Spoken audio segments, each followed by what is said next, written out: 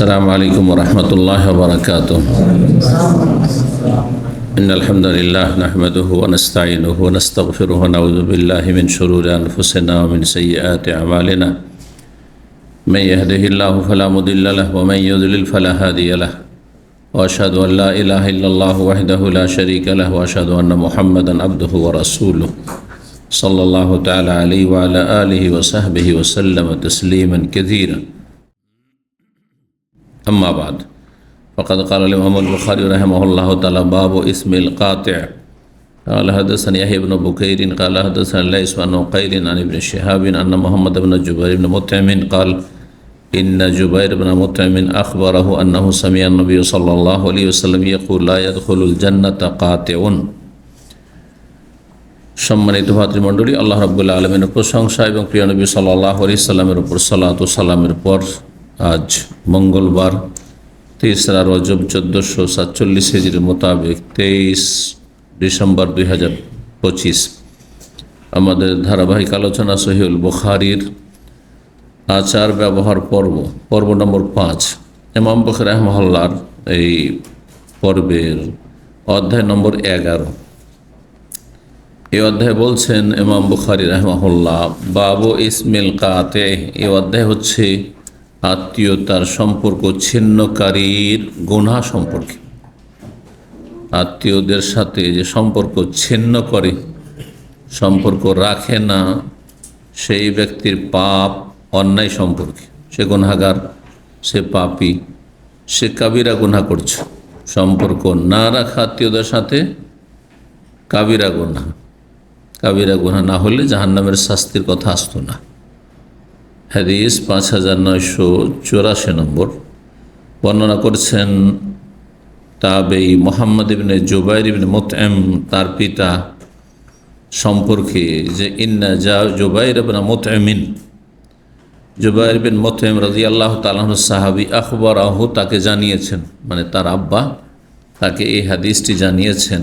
কি জানিয়েছেন? আন্নাহু সামিআন নবী সাল্লাল্লাহু আলাইহি ওয়াসাল্লাম ইয়াকুল, তিনি নবী সাল্লাল্লাহু আলাইহি ওয়াসাল্লামকে বলতে শুনেছেন, সরাসরি শুনেছেন তার পিতা রাসূলুল্লাহ সাল্লাল্লাহু আলাইহি ওয়াসাল্লামের কাছে এই হাদিস, লা ইয়াদখুলুল জান্নাতা কাতিউন, জান্নাতে প্রবেশ করবে না আত্মীয়তার সম্পর্ক বিচ্ছিন্নকারী। যে আত্মীয়তার সম্পর্ক রাখে না সে ব্যক্তি জান্নাতে প্রবেশ করতে পারবে না, যাবে না। তাহলে কি সে কাফের? প্রশ্ন, তাহলে কি কাফের? কাফের জান্নাতে প্রবেশ করবে না, তাই না? মুসলিম যদি হয়, মুসলিম মানে জন্মসূত্রে মুসলিম না, আজকালকার মুসলিম না। মুসলিম মানে আল্লাহর খাতায় মুসলিম, ভোটার লিস্টে মুসলিম না, পাসপোর্টে মুসলিম না। কথা বোঝা গেছে না? আল্লাহর খাতায়, আমলনামায় অথবা লাহে মাহফুজে যদি লেখা থাকে যে এ মুসলিম আছে, ইসলাম থেকে বেরিয়ে যায়নি, তাহলে সে মুসলিম। আজকাল অধিকাংশ মুসলিম ইসলাম থেকে বেরিয়ে আছে, বিনা বাড়াবাড়িতে বলা যেত অধিকাংশ মুসলিম ইসলাম থেকে, ইসলামের গণ্ডি থেকে, বর্ডার থেকে বেরিয়ে আছে। যারা শিরিক করে ইসলাম থেকে বেরিয়ে যায়, তাই না? মাজার পূজা করে বা বলে ওলি গোস কুতুব দুনিয়াকে ধরে আছে, না হলে আল্লাহ মানুষের পাপের কারণে দুনিয়াকে কী করতো? হ্যাঁ, ধ্বংস করে দিত। গোস কুতুবরা ধরে আছে, থেমে আছে, হ্যাঁ না? এই আকিদে অধিকাংশ সুফিদের, আর সুফি ইজমে বিশ্বাসী অধিকাংশ ভারত, বাংলাদেশ, পাকিস্তান মানুষ পীরতন্ত্রে বিশ্বাসী, এটা কুফরি কথা। তারপরে যারা জেনারেল শিক্ষিত অধিকাংশ হচ্ছে সেকুলার, ধর্মনিরপেক্ষতা বিশ্বাসী, হয় নাস্তিক, একেবারে ঘোষিত নাস্তিক, আল্লাহ পরকাল বিশ্বাস করে না, অথবা সন্দিহান, সন্দেহ করাও কুফর। কেউ যদি সন্দেহ করে, বলছে আমি অবিশ্বাসী নয় কিন্তু আমার সন্দেহ আছে, সেও কাফের, মুসলমান না। সব ছাঁটাই হয়ে যাচ্ছে। কিন্তু ধর্মনিরপেক্ষতা, যে বলে আমি নিরপেক্ষ, আমি ইসলামের পক্ষেও না আর হিন্দু ধর্মের পক্ষেও না, খ্রিস্টান ধর্মের পক্ষেও না, আমি বৌদ্ধ ধর্মের পক্ষেও না, নিরপেক্ষ, নিউট্রাল, সে মুসলিম, সেও কাফের। অধিকাংশ জেনারেল শিক্ষিত এরকম। কলেজ, ইউনিভার্সিটি সম্পর্কিত যারা আছে তাদের মেজরিটি হচ্ছে এই, যারা রাজনৈতিক দলের সাথে জড়িত আছে তাদের সিংহভাগই এরকম। তাহলে বাছাই ছাঁটাই করতে করতে করতে করতে তো ওই যে হাদিসা আছে যে আদম আলাইহিস সালামকে আল্লাহ বলবেন, আখরেজ বা আসনা, জাহান্নামীকে বের করে দাও, তোমার সন্তান তুমি জাহান্নামীগুলোকে আলাদা করে দাও, ছাঁটাই করে দাও। তখন আদম আলাইহিস সালাম আল্লাহকে বলবেন যে আল্লাহ কতটি বের করব? কি বলবেন আল্লাহ? হ্যাঁ, 1999টা জাহান্নামে বের করে দাও। চিন্তা করুন, ওই অবস্থায় তো। তারপরে বেনামাজি, নামাজ ছাড়া হচ্ছে কুফর। শতকরা 95 থেকে 98 জন বেনামাজি মুসলিম। যারা নামাজ পড়ে, শুধু জুমা পড়ে, তাদের ইসলামে কোনো অংশ নেই। এইখানে গেল এক ছাড়ে, বড় একটা অঙ্ক ছাড়াই হয়ে চলে গেল। বুঝতে পারছেন না? তাহলে বেঁচে আছে কয়জন মুসলিম আল্লাহর খাতায়, আমল নামাতে? এটা দেখার বিষয়। যদি ইসলাম টিকে থাকে, মানে 5 টাইম নামাজ আছে, 5 ওয়াক্ত নামাজি, বড় শিরক করেন না, এই পীর মুরিদিতে বিশ্বাসী না, এই মাজারে বিশ্বাসী না, গৌস কুতুব এসব কুফরিতে বিশ্বাসী না। বোঝা গেছে না? আর সেকুলার না, নাস্তিকও না, এসব নেই। কি অপরাধ আছে? শুধু যে আত্মীয়তার সম্পর্ক ছিন্ন করে রেখেছে। একজন নামাজি, আল্লাহ পরকালে বিশ্বাসী, ইসলামের গণ্ডিতে আছে, কিন্তু তার একটি অপরাধ কি? যে সে আত্মীয়দের সাথে সম্পর্ক রাখে না। আত্মীয় কাদেরকে বলা হয়? যাদের সাথে রাহিমের সম্পর্ক আছে। হ্যাঁ, আপনার জন্ম আমার জন্ম কিসের মাধ্যমে হয়েছে? বাবা মায়ের মিলনের মাধ্যমে। মানে বাবার বংশের কারোর সাথে সম্পর্ক ছিন্ন করে রেখেছে, অথবা মায়ের বংশের কারোর সাথে সম্পর্ক ছিন্ন করে রেখেছে। চাচার সাথে, চাচাতো ভাইয়ের সাথে, হ্যাঁ, অথবা ফুফুর সাথে সম্পর্ক ছিন্ন, উদাহরণস্বরূপ এইরকম। অথবা খালার সাথে, খালা, তার সাথে আত্মীয়তার সম্পর্ক আছে। খালুর সাথে নেই, কিন্তু দূরের আত্মীয় বলা যেত। খালার খালু সমান না, কিন্তু আমাদের দেশের মানুষের মনে করে খালা খালু সমান, কারণ তারা স্বামী স্ত্রী। তারা স্বামী স্ত্রী আপন জায়গায় আছে, কিন্তু আপনার একটা খালা, আপনার মায়ের আরেকটা কে? আপনার খালাকে তালাক দিলে কেউই না সে, ঠিক না? দুইজনে অনেক পার্থক্য রয়েছে শরীয়তের দৃষ্টিতে। এই ফুফা আর ফুফু, ফুফু আপনার বাবার বোন, আর ফুফা এক্ষুনি তালাক দিলে দুশ্মন, কেউ না। হ্যাঁ, দুটোতে আসমান জমিনের পার্থক্য আছে এই দুই সম্পর্কে। তো তারপরেও সুসম্পর্ক রাখতে হবে, কিন্তু আত্মীয়তার সম্পর্ক ছিন্নকারী যদি মায়ের বংশের কারো সাথে, অথবা বাবার বংশের খালার সাথে, অথবা মামার সাথে, মামাতো ভাইয়ের সাথে, এদের সাথে যদি সম্পর্ক ছিন্ন রাখেন, তাহলে আপনি আত্মীয়তার সম্পর্ক ছিন্নকারী। বোঝা গেছে? আত্মীয়তার সম্পর্ক থাকতে হবে। যদি তাদের মধ্যে, অধিকাংশ আত্মীয়দের মধ্যে পাপ আছে, বিভিন্ন কাবিরা গুনাহ আছে, যতটা অপরাধে ততটা ঘৃণা থাকবে, কিন্তু আত্মীয়তার সম্পর্ক এমনি থাকবে। এই নয় যে রাস্তায় দেখা হল, তোর সাথে কোনো কথা নেই, না তোর সাথে কথা বলবো না, এটা চলবে না, কোনো সম্পর্ক রাখবো না, দেখা সাক্ষাৎ করবো না, হ্যাঁ, দাওয়াত দিলে দাওয়াত নেব না, হ্যাঁ, দেখা সাক্ষাৎ করতে যাব না, আর আমার বাড়িতেও রাখবো না। এগুলো হচ্ছে আত্মীয়তার সম্পর্ক ছিন্ন করা। তবে পাপীদের ওপর অন্তরের ঘৃণা অবশ্যই থাকতে হবে। আত্মীয়তার সম্পর্ক মানে এই নয় যে আপনার, হ্যাঁ, বেনামাজি ভাই আর তাকে ভালোবাসবেন না, ভালোবাসা হারাম। বেনামাজি মামা খালা ভালোবাসবেন, ভালোবাসা হারাম। পাপ, যার মধ্যে যতটা পাপ আছে ততটা ঘৃণা করা ফরজ। এর নাম হচ্ছে ওয়ালা এবং বারা। একটি কিতাব বাংলায় অনুবাদ করেছি, পড়েছেন বইটি? আল ওয়ালা ওয়াল বারা। এর বাংলাটা বলি, হ্যাঁ, সেটা হচ্ছে কি? হ্যাঁ, কি? বন্ধুত্ব এবং বৈরিতা বা শত্রুতা। শেখ সালেহুল ফৌজান হাফিজাহুল্লাহ তাআলার কিতাব। জি, কার সাথে আপনি বন্ধুত্ব রাখবেন, মিত্রতা রাখবেন, আর কার সাথে শত্রুতা রাখবেন, আর কতটা পরিমাণ রাখবেন। যে পুরো ফুল কাফের মুশরিক, তার সাথে পুরোপুরি বৈরিতা, আর যে পাক্কা মমিন একবার ইমানদার পরহেজগার তার সাথে ফুল 100% তার সাথে মিত্রতা, ভালোবাসা, বোঝা গেছে না? আর যার মধ্যে যত পাপ আছে ততটা বৈরিতা, তার সাথে ঘৃণা, আর তার মধ্যে কিছু ভালো আছে ততটা তার সাথে মিত্রতা, মানে ভালোবাসা।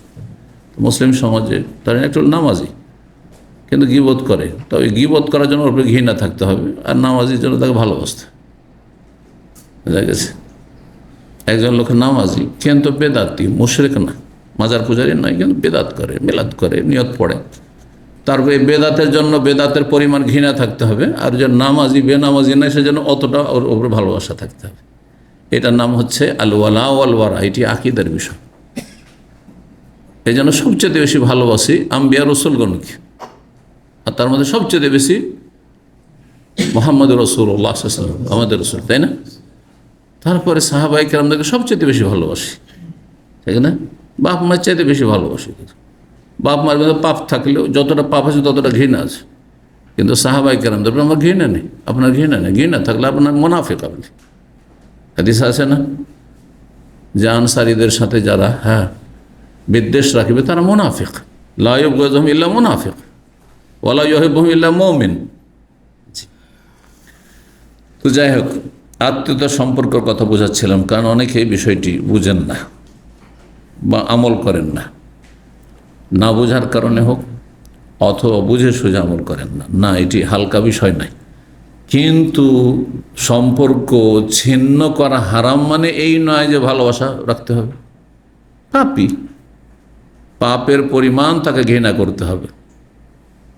যেমন ছোঁয়াচে রোগে আক্রান্ত, করোনার জামানা পার করে সবাই এসছেন, করোনার যুগে করোনার রোগী যদি থাকে, সর্দি কাশিও থাকে, আর আপনার আপনজন, প্রিয়জন, ঘনিষ্ঠ বন্ধু তো হাসপাতালে নিয়ে গেছেন, পাশে বসি, গাড়িতে বসি, নিয়ে যান না, দেখতে যাননি, তার সাথে খাওয়া দাওয়া করেননি, যেন সম্পর্ক ছিন্ন না, মোটেই করেননি, কিন্তু একটু দূরত্ব বজায় রেখে মাস্ক লাগিয়ে, যাতে তার ভাইরাস আমি আক্রান্ত না হয়।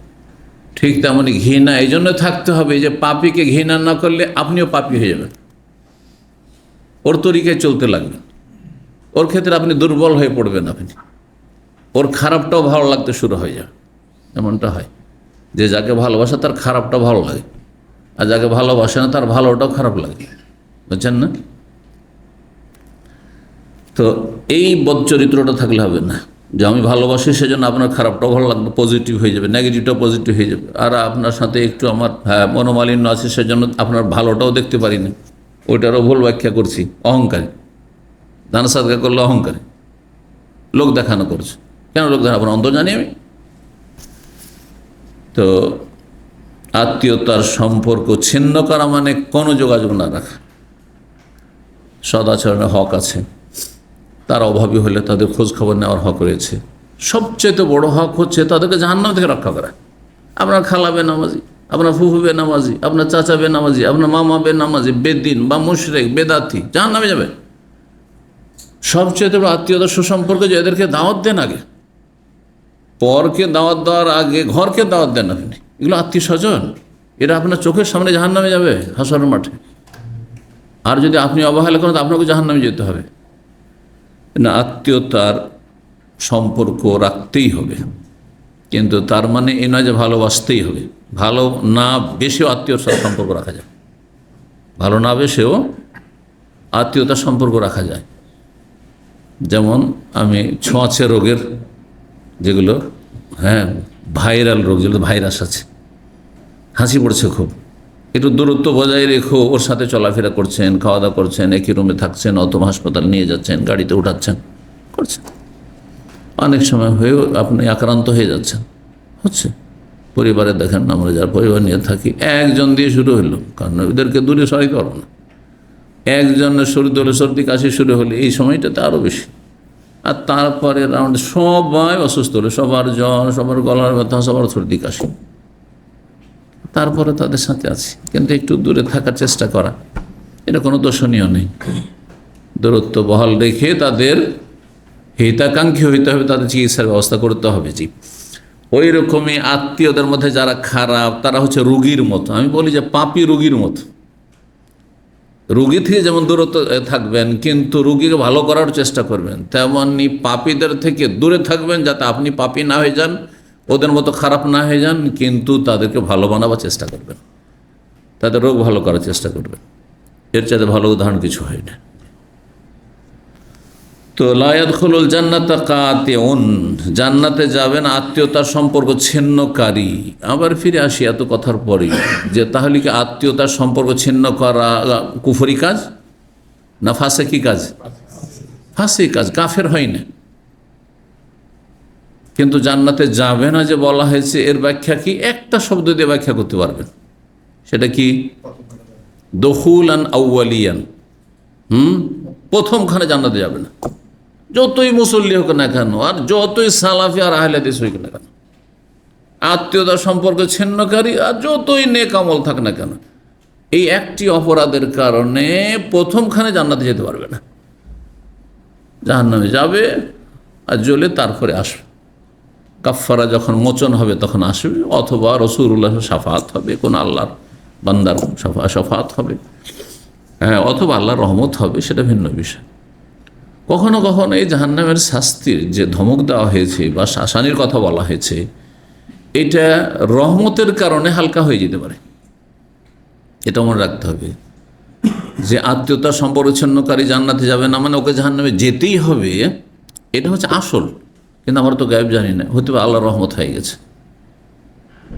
এই জন্য কবরের আযাব হচ্ছিল, সেখানে মাফ হয়ে গেছে হয়তো, অথবা দীর্ঘদিন কবরে আযাব চলার পরে ওতেই কাফারা হয়েছে, ওইখানে জাহান্নামের শাস্তি ভোগ করে নিয়েছে, তো জাহান্নামে যেতে হইল না। আমার একটি লেকচার আছে, জাহান্নামের আযাব থেকে রক্ষার 10টি উপায়, গুরুত্বপূর্ণ। কিন্তু ইমাম ইবনে তাইমিয়া রাহিমাহুল্লাহ, ইমাম ইবনে কাইয়্যিম আলোচনা করেছেন।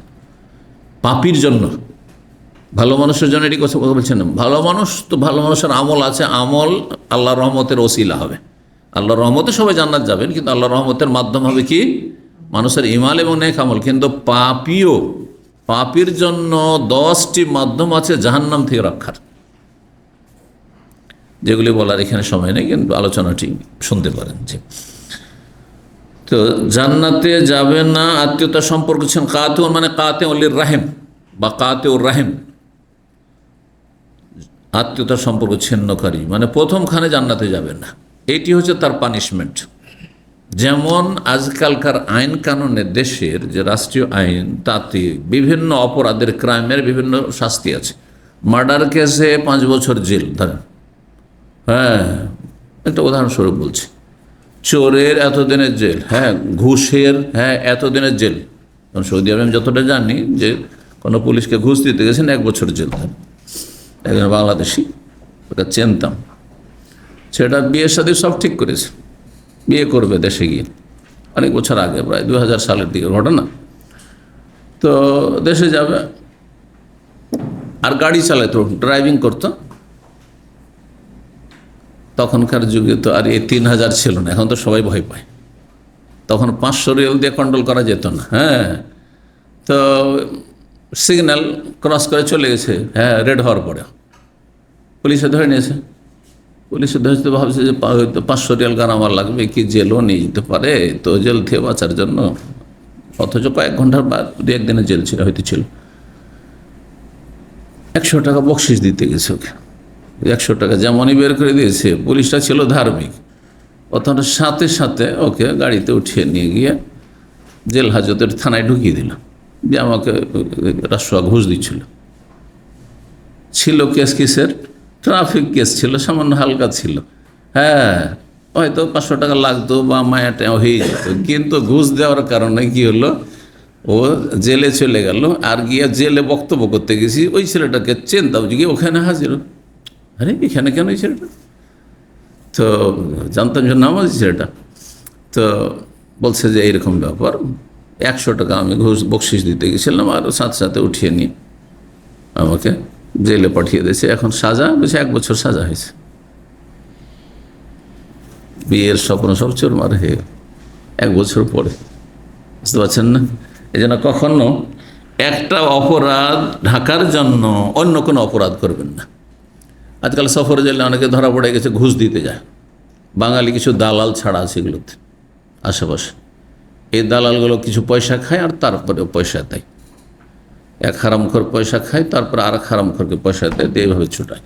এগুলো কাজে যাবেন না। যার নসিব আছে হয়ে গেছে হয়ে গেছে। কিছু নামাজির লোক এরকম দেখি ধরা খেয়েছে, এখন 2 নম্বর রাস্তা খুঁজে। আউযুবিল্লাহ। একজন আশ্চর্য আমাকে জিজ্ঞাসা করেছে কোনো রাস্তা আছে ছাড়াবার জন্য। আরে ভাই, কোনো কাউকে পরিচিত ব্যক্তি দিয়ে হয়তো হয়, কোনো টাকা পয়সা দিয়ে কোনো রাস্তা আছে, এই কথা আমাকে জিজ্ঞেস করবেন আপনি? জীবনে আমি কল্পনাতে নিয়ে আসি না যে আইন বিরোধী কোনো কাজ করবো। এইটা আমার কল্পনার বাইরে। সে যা হবে তকদিরে, বুঝতে পেরেছেন? কথা হচ্ছে যে আইনকে শ্রদ্ধা করা, মেনে চলা, এটি দিন দুনিয়ার সব ক্ষেত্রে আপনার জন্য নিরাপত্তা। আল্লাহ হেফাজত করুন। এই দিনদারি চলবে না যে আমি নামাজ পড়ি সহি আকীদার এদিকে ঘুষ দিচ্ছি, হ্যাঁ, আমার আত্মীয়কে সফরজেল থেকে বের করার জন্য। হারাম কাজ এটা আপনার জন্য। কোন সহি আকীদার হইলেন আপনি যে হারাম কাজ করবেন? আপনার আত্মীয়কে ছাড়াইতে হবে। যা হয়েছে হয়েছে, চলে যাবে। আর নাহলে কোনো পরিচিত লোক পেলে ছাড়ান, যদি পরিচিতের মাধ্যমে, সেটা আলাদা কথা। কিন্তু ঘুষের রাস্তা হারাম, কাবিরা গুনাহ, জাহান্নামে যাওয়ার কাজ। আল্লাহ হিদায়াত করুন। জান্নাতে যাবেন আত্মীয়তার সম্পর্ক ছিন্নকারী, তাহলে বুঝতে পারলেন, মানে প্রথমখানে জান্নাতে যাবেন না। এই নয় যে চিরস্থায়ী জাহান্নামী। চিরস্থায়ী জাহান্নামী একমাত্র কে? যার ঈমান ভঙ্গ হয়েছে, যে কাফের, ইসলামের গণ্ডিতে নেই, আসেই নিয়ে, হয়তো অমুসলিম অথবা ইসলামে জন্ম নিয়েছিল কিন্তু ইসলামের মধ্যে থাকেনি, 14 বছর পর্যন্ত ইসলামের মধ্যে এমনিতে থাকে। ওর একটা চান্স ছিল যে জন্মসূত্রে মুসলিম, কিন্তু যেমনই সাবালক হয়েছে তেমনই এখন চয়েসের মধ্যে ও চয়েস করেছে নাস্তিকতা, চয়েস করেছে সে ধর্মনিরপেক্ষতা, চয়েস করেছে সে আপনার ধরেন মাজার পূজা, হ্যাঁ, আর কিছু। সুতরাং ঈমান ভঙ্গ করেছে, ঈমান ভঙ্গ করেছে। বেনামাজি হওয়া চয়েস করেছে, নামাজ পড়ে না, 15 বছর বয়স সাবালক হয়েছে, নামাজ পড়ে না, তাহলে তার ইসলামে কোনো অংশ নেই, তখন স্থায়ী জাহান্নামী একমাত্র।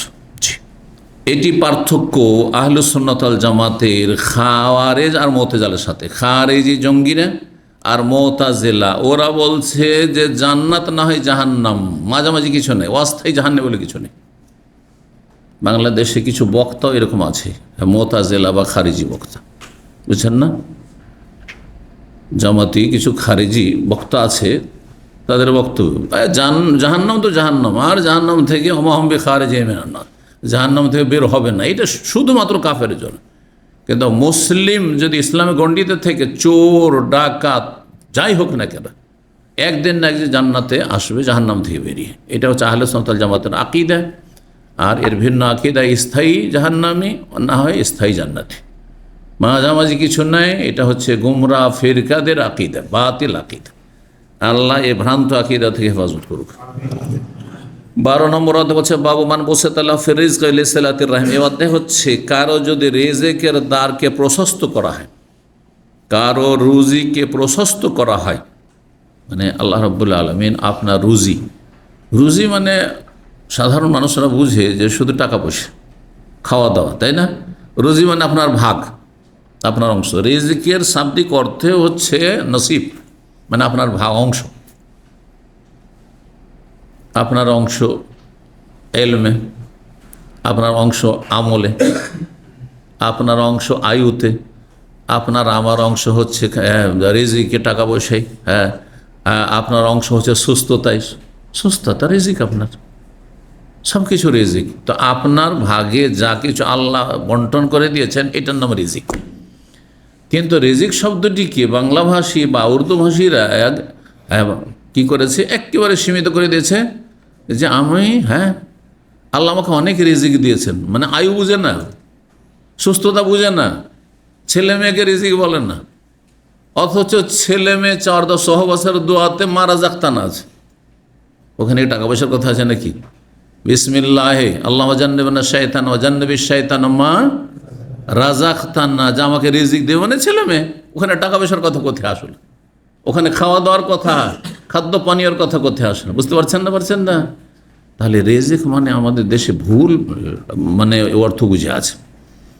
রিজিক আপনার অংশ, আপনার রিজিক, আপনার ভাগটা আমি কেড়ে নিতে পারবো না, আমার ভাগ আপনি নিতে পারবেন, অসম্ভব। আল্লাহ সব কিছু ভাগ বন্টন করে দিয়েছে, এর নাম রিজিক। রিজিককে যদি আপনার প্রশস্ত করতে চান, আপনার সুস্থতা বাড়াইতে চান, আপনার ছেলে মেয়ে বাড়াতে চান, ছেলে মেয়েদের উন্নতি বাড়াতে চান এবং নিজের আয়ু বাড়াতে চান, নিজের টাকা পয়সা বাড়াতে চান, নিজের সব কিছু দুনিয়ার সুখ শান্তি বাড়াতে চান, হ্যাঁ, আপনার ইমান আমল বাড়াইতে চান, এলেম বাড়াইতে চান, সব কিছু। আমার এলেম আমার রিজিক, এলেম সবচেয়ে উত্তম রিজিক, কারণ এলেমের মাধ্যমে মানুষ হেদায়েত পায়। এলেম না থাকলে মানুষ হেদায়েত পেত না, দিনের জ্ঞান ওহির জ্ঞান না থাকলে। তো যার রিজিককে কি করা হয়, প্রশস্ত করা হয় কিসের কারণে? লেসেলাতের রহম, আত্মীয়তার সুসম্পর্কের কারণে। যে যত বেশি আত্মীয়দের সাথে সুসম্পর্ক রাখবে তার রিজিককে আল্লাহ তত বেশি বৃদ্ধি করবেন, রিজিককে আল্লাহ প্রশস্ত করে দেবেন। এই জন্য দেখা যায় যারা যত বেশি ভাই বোনের জন্য খরচ করেছে, যত বেশি মা বাবার জন্য খরচ করেছে, তত বেশি কিন্তু সুখী আছে। এর নজির আমি আমার চোখের সামনে বহু লোক দেখি।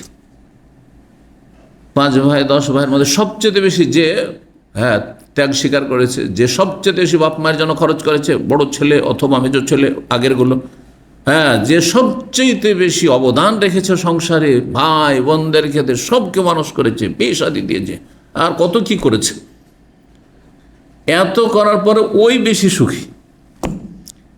আর ছোট ভাইগুলো যে বড় ভাইয়ের হোটেলে খেয়েছে, বাপের হোটেলেও খেয়েছে আর বড় ভাইয়ের হোটেলেও খেয়েছে, আর তারপরে বড় মেজো ভাইয়ের ইনকাম করার টাকা দিয়ে বাপের নামে মায়ের নামে জমিতে সমান সমান ভাগ নিয়েছে, না জায়েজ কাজ ওর বাপ করেছে, মা করেছে, ভাগ নিয়েছে। আর তারপরে যখন ভাগ সমান সমান বড় ভাইয়ের সাথে ভাগ নিয়ে বের হয়েছে, জুদা সেপারেট হয়েছে, তখন স্বামী স্ত্রী শুধু 2 জন খানেওয়ালা, আর এ বড় ভাইদের 10 জন করে হয়তো মেম্বার। তারপরেও বড়রাই সুখী আর ওই ছোটোগুলোই অভাবী, অসুখ বিসুখ বালা মুসিবতের শেষ নেই। বাস্তবতা কিন্তু কিসের কারণে? এদের কোনো অবদান নেই, না ভাই বোন মানুষ করেছে, না বাপ মায়ের জন্য খরচ করেছে, ফিরি ফিরি খেয়েছে পরের হোটেলে, আর তারপরে কৃপণতা করেছে, দেওয়ার থাকলেও দেয়নি, আর আল্লাহকে দিতে দিয়েছে। যে যত বেশি দিয়েছে এর ওপর অতিরিক্ত দান সাদাকা। আর এটা শুধু ভাই বোনের সীমিত না, আত্মীয়দের, চাচারা আছে, খালা আছে, ফুফু আছে, মামা আছে, আত্মীয় স্বজন আছে, তাদের সাথে দেখা সাক্ষাৎ হলো, তাদের যে যত বেশি, এক কথাই দান সাদকা করেছে, অথবা যে যত বেশি আত্মীয়দেরকে হাদিয়া তোহফা দিয়েছে, উপঢৌকন দিয়েছে, তাদের সাথে সুসম্পর্ক করেছে, মনটা বড় করেছে, তত বেশি আল্লাহ খুলে দিয়েছে। মায়েশা রাদিয়াল্লাহু তাআলা সহিহ মুসলিমের হাদিস জন্য বলেছেন নবী সাল্লাল্লাহু আলাইহি ওয়াসাল্লাম, লা তুহসি ফায়ুহসিল্লাহু আলাইক, হে আয়েশা, তুমি কাউকে দেওয়ার সময় গুনে গুনে দিও না, এত দিলাম এত দিলাম, 1 2 3 100 রিয়াল চলে গেল, নাহলে আল্লাহ গুনে গুনে দিবেন যে আমি এতটা দিলাম। বিনা হিসাবে দাও, বিনা হিসাবে আল্লাহ দেবেন। এগুলো শুধু মৌখিক বলার নাম নয়, আর এগুলো শোনার নাম নয়, এগুলো ঈমান ইয়াকিনের বিষয় আর আমলের বিষয়। আমার কথা বুঝতে পারছেন না? আমি বলছি আর আপনার শুনছেন, জানছেন, বলা পর্যন্ত সীমিত আমার কথা, আর আপনাদের শোনা পর্যন্ত সীমিত। আপনি এগুলোর উপরে বিশ্বাসও করলেন না, আর বিশ্বাস করলেও আমল করলেন না। আপনি টাকা পয়সার মায়াতে যে দিলেই তো কমে যাবে, তাহলে কখনো বরকত পাবেন না, কখনো এই ফজিলতগুলো পাবেন না। তাহলে আসলে আমাদের কি করতে হবে? কোরআন সুন্নাহর ওপর এগুলো ওহি ইয়াকিন করতে হবে, দৃঢ় বিশ্বাস করতে হবে, এবং সেই অনুযায়ী আমল বাড়াইতে হবে, আমল বাড়াইতে হবে। আর একটা জিনিস মনে রাখবেন, যে যত বেশি দান সাদকা করে, আত্মীয়দের সাথে সুসম্পর্ক, তার মনটা তত বড় থাকে, সে মানসিক দিকে তত শান্তিতে থাকে, কারণ সে কারো খাওয়াইতে পারে, কারো কাছ থেকে নেই না, দিতে পারে, মনটা বড় থাকে। আর মনটা বড় থাকলে মন প্রশস্ত হয়। এটাকে কোরআন ভাষায় সরহুস সাদর বলা হয়েছে। একটি সূরার নাম আলাম নাশরাহ লাকা সাদরাক। নবী সাল্লাল্লাহু আলাইহি ওয়াসাল্লাম সম্পর্কে আল্লাহ বলছেন, এবং মুমিনদের সম্পর্কে অন্য আয়াতে বলা হয়েছে, তোমার অন্তরটিকে আমি কি প্রশস্ত করে দিনি, অন্তরকে কি তোমার উন্মুক্ত করে দিনি, একবার উদার করে দিনি। উদার মনের মানুষ সবাই প্রশংসা করবে, উদার মনের মানুষ শান্তি পাবে না, তাদের কখনো ডিপ্রেশন হয় না, হার্ট অ্যাটাকের ঝুঁকি কম থাকে, বুঝতে পেরেছেন? টেনশন থাকে না, কারণ কাউকে দেওয়ার পরে দুনিয়ার আশা করে না, আল্লাহ সন্তুষ্ট দিতে থাকে। কে কী করছে এটা দেখার বিষয় নয়, আমি রবকে খুশি করতে পেরেছি কি না এবং আমি দিতে পারছি না এটা দেখার বিষয়, আমাকে কে দিল না দিল, খোঁজ নিল না নিল, এগুলো দেখার বিষয় নয়। আল্লাহ যেন আমাদের সকলকে তৌফিক দান করেন, আমল করার চেষ্টা করবেন, আল্লাহ আমাদের সকলকে তৌফিক দান করেন। 5985 নম্বর হাদিস বর্ণনা করেছেন আবু হুরায়রা রাদিয়াল্লাহু তাআলা আনহু, তিনি বলছেন সামিআতু রাসূলুল্লাহ সাল্লাল্লাহু আলাইহি ওয়াসাল্লাম ইয়াকুল, আমি রাসূলুল্লাহ বলতে শুনেছি, মান সাররাহু, কাউকে যদি পছন্দ লাগে, কারো যদি পছন্দ হয়, কি পছন্দ, আইয়ুবসাতা লাহু ফি রিজকিহি, যে আল্লাহ তার রিজিককে প্রশস্ত করে দিক, এক, ওয়া আইয়ুনসা লাহু ফি আসারি, এবং তার আয়ুকে বৃদ্ধি করে দিক। একটু আগে বললাম রিজিকের মধ্যে আয়ু আছে, কিন্তু আয়ুর বিষয়টি দুনিয়ার নিয়ামতের ক্ষেত্রে গুরুত্বপূর্ণ। এই জন্য যদিও রিজিক শব্দে শামিল আছে, পৃথক করে নবী সাল্লাল্লাহু আলাইহি ওয়াসাল্লাম বয়ান করেছেন যে আপনার বয়স বাড়াইতে চান, দীর্ঘায়িত হতে চান, আমি দীর্ঘদিন দুনিয়াতে থাকবো, আর বেশি বেশি আমি আল্লাহর কাছে ঈমান আমল নিয়ে যেতে পারবো, নামাজ নিয়ে যেতে পারবো, রোজা নিয়ে যেতে পারবো, যাকাত নিয়ে যেতে পারবো, দান সাদকা নিয়ে যেতে পারবো, আমি সবে কাদার নিয়ে যেতে পারবো। যত বছর বাড়ে তত সবে কাদার বেশি পাবেন না? তার একজন ভালো মানুষ যত বাঁচবে তার জন্য তত বেনিফিট, আর খারাপ মানুষ যত বেশি বাঁচবে তার জন্য তত বেশি আযাব শাস্তি বাড়বে। কারণ প্রতিদিন তার গুনহার বোঝা বাড়তি আছে। এই জন্য খারাপ মানুষ দুনিয়া থেকে চলে গেলেই তার কল্যাণ আছে এবং মানব জাতিরও কল্যাণ আছে, কারণ তার কারণে আল্লাহর গজব আসছে দুনিয়ায়, তো মানব জাতি আরাম পেল, আর তারও গুনহার বোঝাটা কম থাকলো, শাস্তি কম হইল। একটা লোক পাপ করে যদি 50 বছর বাঁচে, আর একটা লোক পাপ করে 100 বছর বাঁচে, তো 100 বছরের গুনাহ। তো কেউ যদি পছন্দ করে নিজের জন্য কি, যে তার রিজিককে প্রশস্ত করা হোক আর তার আয়ু বৃদ্ধি করা হোক, ফালিয়াসিল রাহিমাহু, তাহলে সে যেন তার আত্মীয়দের সাথে সুসম্পর্ক অক্ষুণ্ণ রাখে, সুসম্পর্ক বজায় রাখে বা বহাল রাখে। 5986 নম্বর হাদিস বর্ণনা করেছেন আনাস ইবনে মালিক রাদিয়াল্লাহু তাআলা আনহু। তাহলে একই হাদিস আবু হুরায়রা বর্ণনা করেছেন আর আনাসও বর্ণনা করেছেন, বলছেন আন্না রাসূলুল্লাহ সাল্লাল্লাহু আলাইহি ওয়াসাল্লাম, রাসূল বলেছেন, মান আহাব্বা, কেউ যদি পছন্দ করে, ওইটাতে হচ্ছে মান সাররাহু, কাউকে যদি খুশি লাগে, আমাকে ভালো লাগছে যে আমার বয়স বৃদ্ধি হোক, বেশি বেশি নেক আমল নিয়ে আল্লাহর কাছে যেতে পারবো, আমি ওই দুনিয়া বেশি ভালো খেতে পাবো, ভোগ বিলাস করতে পারবো, এগুলো দুনিয়ার ধান্দা আমার নেই। একজন মুমিন বান্দার ধান্দা হবে কি, যে আমি যদি আরও 20-30 বছর বাঁচতে পারি তো 20-30টা রমজান পাবো, হ্যাঁ 20-30টা আমি হজ পাবো, হ্যাঁ আর প্রতি বছর হয়তো কয়েকটা করে উমরা করছে, এই উমরাগুলি পাবো, আর তারপরে আমি সবে কাদার পাবো। তো এইভাবে চিন্তা করবে, আমি আরাফা রোজা পাবো, মুহররমের রোজা পাবো, কত নেক আমল। তাহলে এভাবে চিন্তা করতে হবে তাকে। আপনি আপনার মতো আমল চিন্তা করবেন, আপনি আল্লাহওয়ালা মানুষ, ধার্মিক মানুষ, আখেরাতমুখী, আপনি আখেরাতের চিন্তা করবেন। আচ্ছা দুনিয়াদার পেটুক, সে পেটের চিন্তা করবে, বেশি দিন থাকলে বেশি খাবে, বেশি ভোগ বিলাস করবে।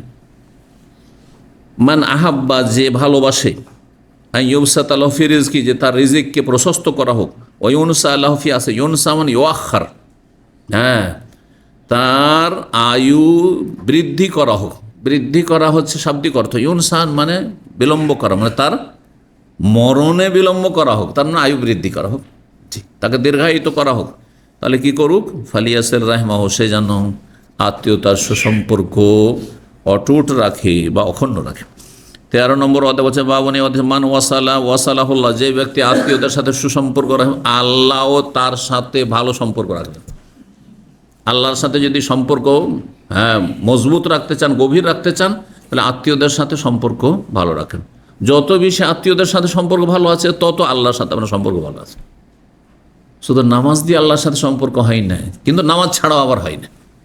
কারণ বেনামাজিরা বলে যে আমি আত্মীয়দের সাথে অনেক কিছুই করি, এই তো হাদিস, মানে ওয়াসালাহুল্লাহ, যে আত্মীয়দের সাথে সুসম্পর্ক রাখবে, আল্লাহর সাথে তার সুসম্পর্ক। কিন্তু একটা দিয়ে তো সুসম্পর্ক আল্লাহর সাথে থাকে না, তার আগে এবাদত, আর সবচেয়ে গুরুত্বপূর্ণ এবাদত মুসলিম জীবনে 5 ওয়াক্ত সালাত।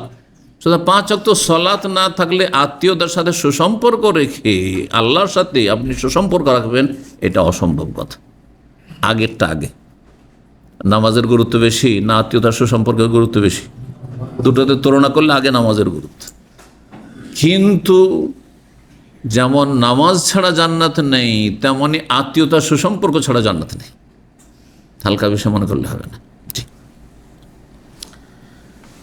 5987 নম্বর হাদিস বর্ণনা করছেন মুআবিয়া ইবনে আবি মুজাররিদ বলছেন, সামিআতু আম্মি, আমার চাচা সাঈদ ইবনে ইয়াসার থেকে শুনেছি, তিনি হাদিস বর্ণনা করেছেন আবু হুরায়রা রাদিয়াল্লাহু তাআলা আনহু থেকে।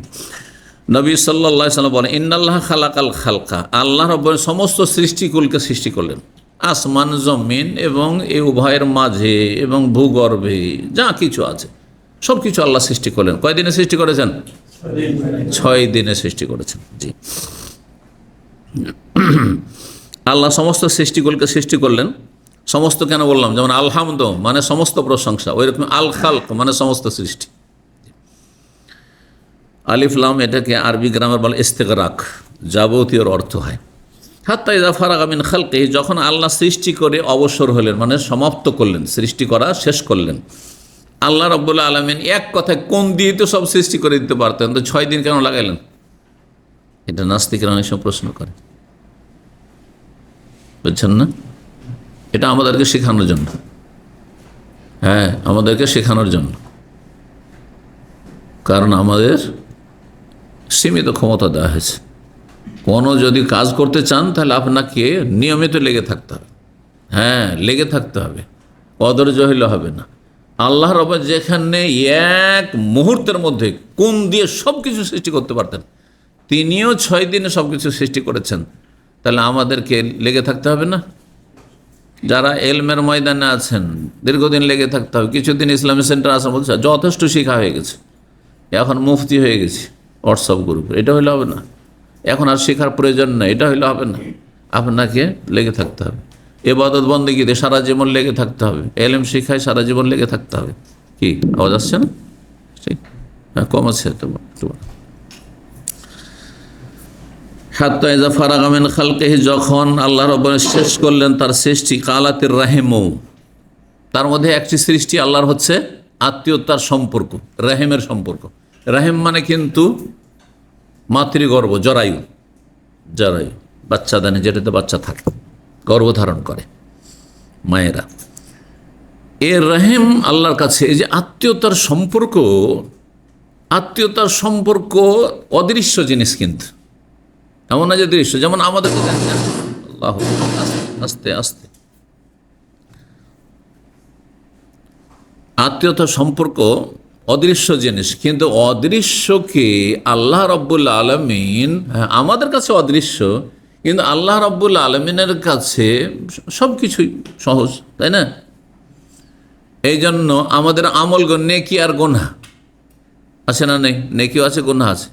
নেকি গুনাহ দৃশ্য না অদৃশ্য? এর কি ওজন আছে নাকি? তো হাসর মাঠে দাঁড়িয়ে পারলে ওজন হবে, দাঁড়িয়ে পারলে ওজন হয়, ধান গম পাট যেগুলোর ওজন আছে এইগুলোর ওজন হয়। এবার নেকি আর গুনার ওজন হয়। হ্যাঁ, এককালে যখন এই ধরনের অদৃশ্য জিনিসগুলো ওজন হইতো না, হ্যাঁ সায়েন্স টেকনোলজি এত উন্নতি করেনি, তখন একদল অস্বীকার করেছে, নেকি গুনার ওজনকে অস্বীকার করেছে। গুমরা ইমাম বুখারী রাহিমাহুল্লাহ তাদের খণ্ডন করেছেন, রদ করেছেন। শেষ অধ্যায় যেটি সহিহ বুখারী তাতে রদ করেছেন। আল্লাহ ওয়াল ওয়াজনু ইয়াউমাইযিনিল হাক্ক, কিয়ামতের দিনের ওজন দাঁড়িপাল্লা কায়েম করা এটি সত্য।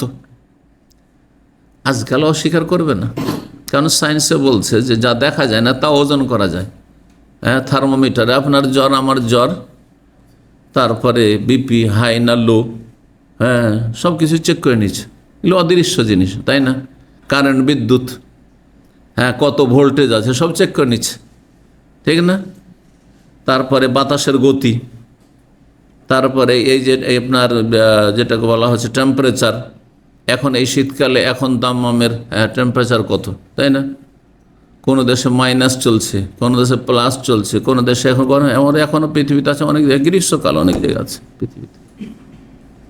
এই না যে সারা দুনিয়াতে শীতকাল চলছে, যদিও অধিকাংশ বিশ্বে এখন শীতকাল চলছে, কিন্তু কিছু কিছু বিশ্বের জায়গা আছে, দেশ আছে এখন একবারে গরমের সময়। এই যে মাপগুলো, এই মাপগুলো মানুষ যখন জানতে শিখে নিয়েছে, তখন আর অস্বীকার করার কিছু নেই যে নেকি গুনাহ আল্লাহ। মানুষই যখন ওজোর করে নিয়েছে আনসিন জিনিসকে, অদৃশ্য জিনিসকে, যেটা দেখা যায় না, তো রব্বুল আলামিন কি করতে পারে? সবই করতে পারেন, ঠিক না? জি। তো আত্মীয়তার সম্পর্ক কি করলো? আল্লাহর সামনে দাঁড়িয়ে গেল। এটি আল্লাহর একটি সৃষ্টি। আর আল্লাহর কাছে আশ্রয় চাইলো। এবার ঠিক আছে, হাযা মাকামুল আয়েযে বিকা মিনাল কাতিয়াতে, আল্লাহ এই জায়গায় হচ্ছে আত্মীয়তার সম্পর্ক ছিন্ন করা থেকে আশ্রয় গ্রহণের জায়গা। আল্লাহ তোমার আরশের কাছে এসে আমি আশ্রয় চাইছি আত্মীয়তার সম্পর্ক ছিন্ন করা থেকে। এই আত্মীয়তার সম্পর্কই দোয়া করছে যে আল্লাহ আমার সাথে, আমি কি জিনিসটি, এই আত্মীয়তার সম্পর্ক যা অদৃশ্য জিনিস, আল্লাহর কাছে দরখাস্ত করছে, পানা চাইছে যে আমার সাথে সম্পর্ক ছিন্ন যেন কোনো মানুষ না করে। সুবহানাল্লাহ, আল্লাহর কাছে আশ্রয় চাইছি। কালার নাম, আল্লাহ বলেন হ্যাঁ তোমার দোয়া শোনা হইল, তোমার দোয়া শোনা হইল। আমার তারদাই না, তুমি কি রাজি না, সন্তুষ্ট না? আন আসেলা মান ওয়াসাল্লাকে, তোমার সাথে যে সুসম্পর্ক রাখবে, মানে তোমার সম্পর্ককে যে বহাল রাখবে, আত্মীয়তার সম্পর্ক, তার সাথে আমিও সম্পর্ক বহাল রাখবো। ও আক্তাও মান কাতাকি, আর তোমার সাথে যে সম্পর্ক ছেদ করবে তার সাথে আমিও সম্পর্ক ছেদ করবো, আমিও আল্লাহ সম্পর্ক রাখবো না। তাহলে যার আত্মীয়দের সাথে সম্পর্ক নেই তার আল্লাহর সাথে সম্পর্ক নেই। সবচেয়ে কাছের আত্মীয়, গতকালকে বলেছি, বাপ মায়ের সাথে কাছের কেউ আছে? ছেলে মেয়ে আপনার কাছের না, আপনার বাপ মা কাছে। কারণ ছেলে মেয়ে আপনার হচ্ছে শাখা, ফরু। যেমন একটা গাছের কাণ্ড থেকে গিয়ে ডালপালা হয়, 5টা ছেলে 5টা ডাল, 5টা ছেলে মেয়ে আছে, 5টা ডালপালা। কিন্তু বাপ মা হচ্ছে ওই গাছের শেকড়ের মতো, আপনার মূল অসুল। আগে বাপ মা এসছে জড় শেকড় হিসাবে, তারপরে আপনি আমি এসছি দুনিয়াতে, বুঝছেন না? তো গাছের শেকড়ের বেশি দাম, মূল্য, গুরুত্ব না ডালপালার শেকড়ের? এই জন্য ছেলে মেয়ের চাইতে বেশি হক বাপ মায়ের দুটো। কিন্তু যদি আপনার অভাবে থাকে তো কাউকে না খাওয়াই অন্য কাউকে খাওয়াবেন, এটা ইসলাম নয়। সবাইকে ভাগযোগ করে খাওয়ান, কম কম করে ভাগ করে, বাপ মাও খাক আর আপনার ছেলে মেয়েও খাক। এরা যেন আনাথে এ কথা বলার সুযোগ নাই যে আমি তো ছেলে মেয়েরই খরচা চালাইতে পারি না, এদেরই খাওয়া দাওয়া পড়াশোনা খরচ চালাতে পারি না, তো বাপ মাকে কেমন করে দেবো? না, কোনো বলার সুযোগ নেই। তাতেই বাপ মাকে সাথে নিয়ে খাওয়া দাওয়া করতে হবে, বাপ মা যদি অভাবী থাকে। এ কথা বারবারই বলেছি, কিন্তু কারণ আমাদের মানুষরা বুঝে না। বাপ মা আর অনেক জমি জায়গা আছে, অনেক ইনকাম সোর্স আছে, সরকারি চাকরি, সেখান থেকে তার পেনশন আসতে, তারপরও বাপ মার দাবি টাকা দিতে হবে।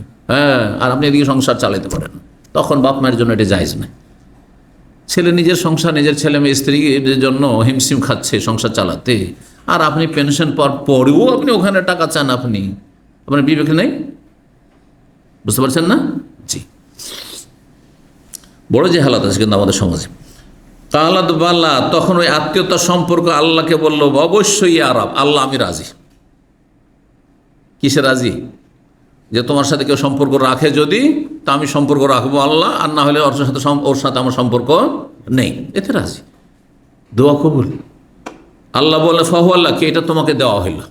যদি আত্মীয়তার সম্পর্ক কেউ যদি অক্ষুণ্ণ রাখে, তাহলে আমি আল্লাহ রাব্বুল আলামিন তার সাথে সম্পর্ক রাখবো, নাহলে কোনো সম্পর্ক নেই তার সাথে। কঠিন কথা। কালা রাসূলুল্লাহ সাল্লাল্লাহু আলাইহি ওয়াসাল্লাম, রাসূলুল্লাহ তারপরে একটি আয়াত পাঠ করলেন, এর দলিল স্বরূপ, সূরা মুহাম্মদের আয়াত নম্বর 22। ফাকরাউ ইন শি'তুম, বলছেন নবী সাল্লাল্লাহু আলাইহি ওয়াসাল্লাম, এর দলিল যদি কোরআন থেকে জানতে চাও, এই কথার সত্যায়ন চাও, তাহলে তোমরা চাইলে পড়ে দেখতে পারো এই আয়াত, ফাহাল আসাইতুম ইন তাওয়াল্লাইতুম। ফাহাল আসাইতুম, আল্লাহর ক্ষেত্রে আশা শব্দটি ব্যবহারের নিশ্চিতের অর্থে হয়। নিঃসন্দেহে, ইন তাওয়াল্লাইতুম, তোমরা যদি, এ দুটো অর্থ রয়েছে, দুটি করছি, একটা করি। প্রথম, ইন তাওয়াল্লাই, তোমরা যদি মুখ ফিরিয়ে নাও, মানে আল্লাহর বিধান না মানে যে আত্মীয়তার সঙ্গে সম্পর্ক রাখতে হবে, এটা হচ্ছে আল্লাহর বিধান, ফরজ। তোমরা তো মুখ ফিরিয়ে নাও, বিমুখ হয়ে যাও, আত্মীয়তার সম্পর্ক না রাখো, আনতুফসিদু ফিল আরদ, আর তোমরা পৃথিবীতে বিপর্যয় ও বিশৃঙ্খলা সৃষ্টি করো, ফাসাদ সৃষ্টি করো। তাহলে আত্মীয়তার সম্পর্ক ছিন্ন করা হচ্ছে ফাসাদি কাজ, বিশৃঙ্খলা সৃষ্টি করা, অশান্তি সৃষ্টি করা, ফাসাদ মানে বুঝেন তো, ফিতনা ফাসাদ শব্দটা কিন্তু বাংলায় ব্যবহার হচ্ছে, কিন্তু ফাসাদের বাংলায় বেশ কয়েকটি অর্থ করা যেতে পারে। বিশৃঙ্খলা, হ্যাঁ, অশান্তি, বোঝা গেছে না, বিপর্যয়, এগুলি সবগুলি অর্থ। আর তো আল্লাহর জমিনে বিশৃঙ্খলা বা অশান্তি বা বিপর্যয় ঘটানো হচ্ছে কি করা? আত্মীয়তার সম্পর্ক থেকে বিমুখ হয়ে যাওয়া। অতকাত্তীয় আরহামাকুম, আর তোমরা যদি আত্মীয়তার সম্পর্ক ছিন্ন করো তাহলে কি হবে? তারপরের অংশে তো রয়েছে ফাহাল আসাইতু ইন তাওয়াল্লাইতু আন তুফসিদু ফিল আরদি ওয়া তুকাত্তিউ আরহামাকুম উলাইকা আল্লাযিনা লানাহুমুল্লাহ, এদের উপর আল্লাহ লানত করেছেন। কাদের উপর? যারা আত্মীয়তার সম্পর্ক ছিন্ন করে তাদের উপর আল্লাহর অভিশাপ রয়েছে, লানত রয়েছে, রহমত থেকে বঞ্চিত করেছেন। আসাম্মাহুম ওয়া আমা আবসারহুম, এবং আল্লাহ তাদেরকে বহিরা করেছেন। ওয়া আমা আবসারহুম, এবং তাদেরকে অন্ধ করেছেন। কিসের অন্ধ? বাসারের অন্ধ না, কিন্তু বসিরাতের অন্ধ। মানুষের চোখ হচ্ছে দুটি, বাংলায় কিন্তু ব্যবহার হয়। হ্যাঁ, একটা হচ্ছে এই চোখ, হ্যাঁ, আর আরেকটা হচ্ছে অন্তর্দৃষ্টি, যেটা বাংলায় বলা কি বলা হয়? অন্তর্দৃষ্টি। অন্তর্দৃষ্টি এটাকে বলা হয়। অন্তর্দৃষ্টি বেশি শক্তিশালী এই চোখের দৃষ্টির চাইতে, কারণ চোখের দৃষ্টিতে অনেক সময় হিতাহিত জ্ঞান থাকে না, কিন্তু অন্তর্দৃষ্টি যদি ঠিক থাকে, অন্তর দিয়ে যদি দেখেন তো ভালো মন্দের পার্থক্য অবশ্যই বুঝছে না। এ না অন্তর্দৃষ্টি। এই জন্য ছোটোকালে যে আমরা ওই পড়েছিলাম, যখন 1, 2 শিখি, 1 চন্দ্র স্মরণ করে, এগুলো অনেক কিন্তু এগুলো অর্থ জানেন না। 1 চন্দ্র, 2 পক্ষ। পক্ষ মানে কি? হ্যাঁ, 2 পক্ষ। হ্যাঁ, 1 মাসে কয়টি পক্ষ হয়? কে বললো এটা? মাশাআল্লাহ, তো এইটাই তো বলছি। একটা মাসে 15 দিনে 1 পক্ষ হয়, 2 পক্ষ। 3 মানে কি? বাঙালি কিন্তু বাংলার অর্থ জানেন না। পরীক্ষা করে নিলাম আপনাদেরকে। হ্যাঁ, চলেন দেখি কোনো আল্লাহর বান্দা, অনেক তো শিক্ষিত আছেন, বলেন 3 নিত্র। হ্যাঁ, এটাই যেটা বলছি। কি? 3টি চক্ষু, 2টা চোখ, আর এখানে চোখ, অন্তর্দৃষ্টি। জি,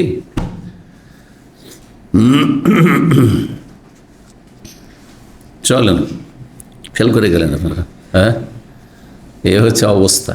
জি, রাষ্ট্রীয় ভাষা সম্পর্কে। হ্যাঁ, জাতীয় ভাষা, রাষ্ট্রীয় ভাষা। চলেন, দিন দিনে সবই শিখতে হবে। উলাইকা আল্লাযিনা লানাহুমুল্লাহ, আল্লাহর লানত তাহলে কার ওপর? যারা আত্মীয়তার সম্পর্ক ছিন্ন করে, তাদেরকে আল্লাহ বধির করেছেন। কানের শ্রবণ শক্তি থেকেও ভালো কথা শোনে না, আর চোখ থেকেও দেখেন না। জি, 5988 নম্বর হাদিস। হাদিস বর্ণনা করছেন আবু হুরায়রা রাদিয়াল্লাহু তাআলা আনহু, তিনি বলেন নবী সাল্লাল্লাহু আলাইহি ওয়াসাল্লাম বলেছেন, আর রাহিমু শাজানাতু মিনার রহমান। রাহিম আত্মীয়তার সম্পর্ক হচ্ছে রহমান পরম করুণাময় আল্লাহর পক্ষ থেকে একটি মূল শিকড়। শাজানাতুন বলা হয় গাছের যে শিকড়গুলি আঁকা বাঁকা হয়ে চারিদিকে ছড়িয়ে থাকে, আর একটা আরেকটার মধ্যে ঢুকে থাকে। দেখেছেন গাছের জড়? না দেখেন নেই? হ্যাঁ, গাছের জড়গুলি কেমন হয়ে থাকে? এমন আঁকা বাঁকা হয়ে আছে, আর একটা আরেকটার মধ্যে ঢুকে আছে। হ্যাঁ হ্যাঁ, উসুলুস শাজার আল মুতাশাবিকা, একটা আরেকটার মধ্যে ঢুকে আছে। কত শক্ত হয়ে আছে, যত বেশি ঢুকে দাও তত শক্ত সম্পর্ক, তাই না? ঠিক আত্মীয়তার সম্পর্কটা ওই রকম, আত্মীয়তার সাথে এইরকম সম্পর্ক থাকতে হবে। এটি হচ্ছে শাব্দিক অর্থ, সূক্ষ্ম অর্থ। বাংলা অর্থ করতে গিয়ে অনেকে ভাব অর্থ করেছে এটি হচ্ছে আল্লাহর পক্ষ থেকে আত্মীয়তার সম্পর্ক রক্ষার একটি ঢাল, কিন্তু ঢাল শাব্দিক অর্থের সাথে কোনো সম্পর্ক নেই। আমি যেটি বললাম সেটি সবচেয়ে সূক্ষ্ম অর্থ। ফাকাল আল্লাহ, আল্লাহ রাব্বুল আলামিন বললেন আত্মীয়তা সম্পর্ক মান ওয়াসালাকে, আল্লাহ সম্বোধন করে বলেছিলেন কাকে? এই আত্মীয়তার সম্পর্ককে, যখন আল্লাহর কাছে পানা চেয়েছিল, আশ্রয় চেয়েছিল। মান ওয়াসালাকে, ওয়াসাল তো, যে তোমার সাথে সুসম্পর্ক রাখবে তাকে আমি আমার সাথে মিলিয়ে নেব, তার সাথে সুসম্পর্ক রাখবো। অমান কাতা আকে কাতা তহু, আর যে তোমার সাথে সম্পর্ক ছিন্ন করবে তার সাথে আমি সম্পর্ক ছিন্ন করবো, রব্বুল আলামিন বলছেন। হাদিসে কুদসি 5989 নম্বর হাদিস বর্ণনা করছেন মা আয়েশা রাদিয়াল্লাহু তাআলা আনহা, নবী সাল্লাল্লাহু আলাইহি ওয়াসাল্লামের সহধর্মিণী, নবী সাল্লাল্লাহু আলাইহি ওয়াসাল্লাম থেকে বর্ণনা করে বলছেন, আর রাহিমু সাজানাতুন, আত্মীয়তার সম্পর্ক হচ্ছে সাজানাতুন, একটু বললাম গাছের শেকড়ের মতো, গাছের মূল বা শেকড়ের মতো। ফমান ওয়াসাল্লাহা, এই আত্মীয়তার সম্পর্ককে যে মিলিত রাখবে, ওয়াসালতুহু, আল্লাহ বলছেন তাকে আমি মিলিয়ে নেব আমার সাথে। ওমান কাতা আহার, যে এটিকে সে ছেদ করবে, ছিন্ন করবে, কাতা, তো তার সাথে আমি সম্পর্ক ছিন্ন করবো। আল্লাহু আকবার। 14 নম্বর অধ্যায় বলছেন বাবুন, এই অধ্যায় তোবাল্লুর রাহেম বেবালাল, আত্মীয়তার সম্পর্ক কেমন করে আপনি বৃদ্ধি করবেন। যে কোনো জিনিসকে হ্যাঁ আপনি যদি শক্তিশালী করেন বা সজীব করেন, সতেজ করেন, তো ওর আহার দিতে হবে, ঠিক না? এখন আপনি এখান থেকে 2 বছর 1 বছর পর পর ছুটি যাচ্ছেন, খালার সাথেও দেখা করলেন না, মামাদের সাথেও দেখা করলেন না, ফুফুর সাথেও দেখা করলেন না, চাচাদের সাথে দেখা সাক্ষাৎ করলেন না, অথবা কারোর সাথে মনোমালিন্য আছে সেই জন্য ওকে দেখতেই চাইলেন না, দেখাই দিলেন না আপনি। এই করতে করতে 5 বছর 10 বছর দিন চলে যায়, তো সম্পর্ক উন্নতি হবে না, আরও অবনতি হবে? অবনতি হবে। কিন্তু এটা যদি যতই ভুল বুঝাবুঝি থাক, আপনি যখন গেলেন, সালাম আলাইকুম চাচা, সালাম আলাইকুম খালা, ফুফু, আর তারপর দেখা সাক্ষাৎ করতে চলে গেলেন, আরে ওদেরকে তো আমরা খারাপ ভাবছিলাম, ওদেরকে তো ঘৃণা করতাম, ওদের সাথে আমার সম্পর্ক ছিন্ন করেছি, চলে এসছে হাদিয়া তোহফা নিয়ে চলে এসছে, ছেলে সম্পর্ক ভালো হবে না? হবে না। এটা হচ্ছে সজীব করা, হ্যাঁ, সতেজ করা। এই অধ্যায় ইমাম বুখারী বলছেন বাবুন, এই অধ্যায় হচ্ছে আত্মীয়তার সম্পর্ক সজীব থাকে যত্নশীল হইলে। তাহলে তার জন্য কি হইতে হয়? যত্নশীল হইতে হয়। এটা ভাব অর্থ। আর রাহেম আত্মীয়তার সম্পর্ক, আর তোবাল্য মানে সেটাকে সিক্ত করা হয়, মানে রসানো হয়। খুব সহজ ভাষায় বলি, রসানো হয়। শুকনো জিনিস ধরেন, হ্যাঁ, কোনো শুকনো জিনিস আছে, শুকনো মাটি অথবা শুকনো আটা, ওইটাকে রসিয়ে দেন, দেখেন কি হয়ে যাবে, ওর একটা সম্পর্ক ভালো হয়ে যাবে। আটার এক একটি ক্ষুদ্রতে ক্ষুদ্রতম দানা সব কি হয়ে আছে, পৃথক পৃথক হয়ে আছে। কিন্তু যখন আপনি সেটাকে ভিজিয়ে নিলেন, তখন কি হয়ে গেল, সম্পর্কটা গাঢ় হয়ে গেল। হচ্ছে না? হচ্ছে না? সিমেন্টই দেখেন, সিমেন্টের উদাহরণ দিয়ে বুঝতে পারেন। সিমেন্ট এমনি যদি রাখেন, তো একটা দানার সাথে আরেকটা সম্পর্ক আছে? কোনো সম্পর্ক নাই। কিন্তু এটাকে পানিতে যখন ভিজিয়ে নিয়ে রসিয়ে নিলেন, তখন সিক্ত করলেন, তখন কি হয়ে গেল, আপনার কথা গোটা বিল্ডিংকে ধরে আছে মজবুত করে। হ্যাঁ, আত্মীয়তার সম্পর্কটি ওই রকম। তোবাল্লুর রাহেম, আত্মীয়তার সম্পর্ককে কি করতে হয়, তোবাল্লুর রাহেম সিক্ত করতে হয়, শাব্দিক অর্থ। হ্যাঁ, রসালো রাখতে হয়, শাব্দিক অর্থ। বেবালা লেহা, এ আত্মীয়তার সম্পর্কে রস দিয়ে, রস হচ্ছে হ্যাঁ হাদিয়া তোহফা, রস হচ্ছে খোঁজ খবর নেওয়া, রস হচ্ছে যোগাযোগ রাখা, রস হচ্ছে তাদের সুখে দুঃখে হাজির হওয়া, হ্যাঁ, খুশির সময় মোবারকবাদ দেওয়া, হ্যাঁ, তাদের খুশির কোনো খবর, বিয়ে শাদী আছে হাজির হয়ে গেলেন আপনি, জানাজা আছে হাজির হয়ে গেলেন, অসুস্থ হয়েছে দেখতে চলে গেলেন, হ্যাঁ, হাদিয়া তোহফা নিয়ে চলে গেলেন, কিছু ফল ফ্রুট নিয়ে চলে গেলেন, ইত্যাদি ইত্যাদি।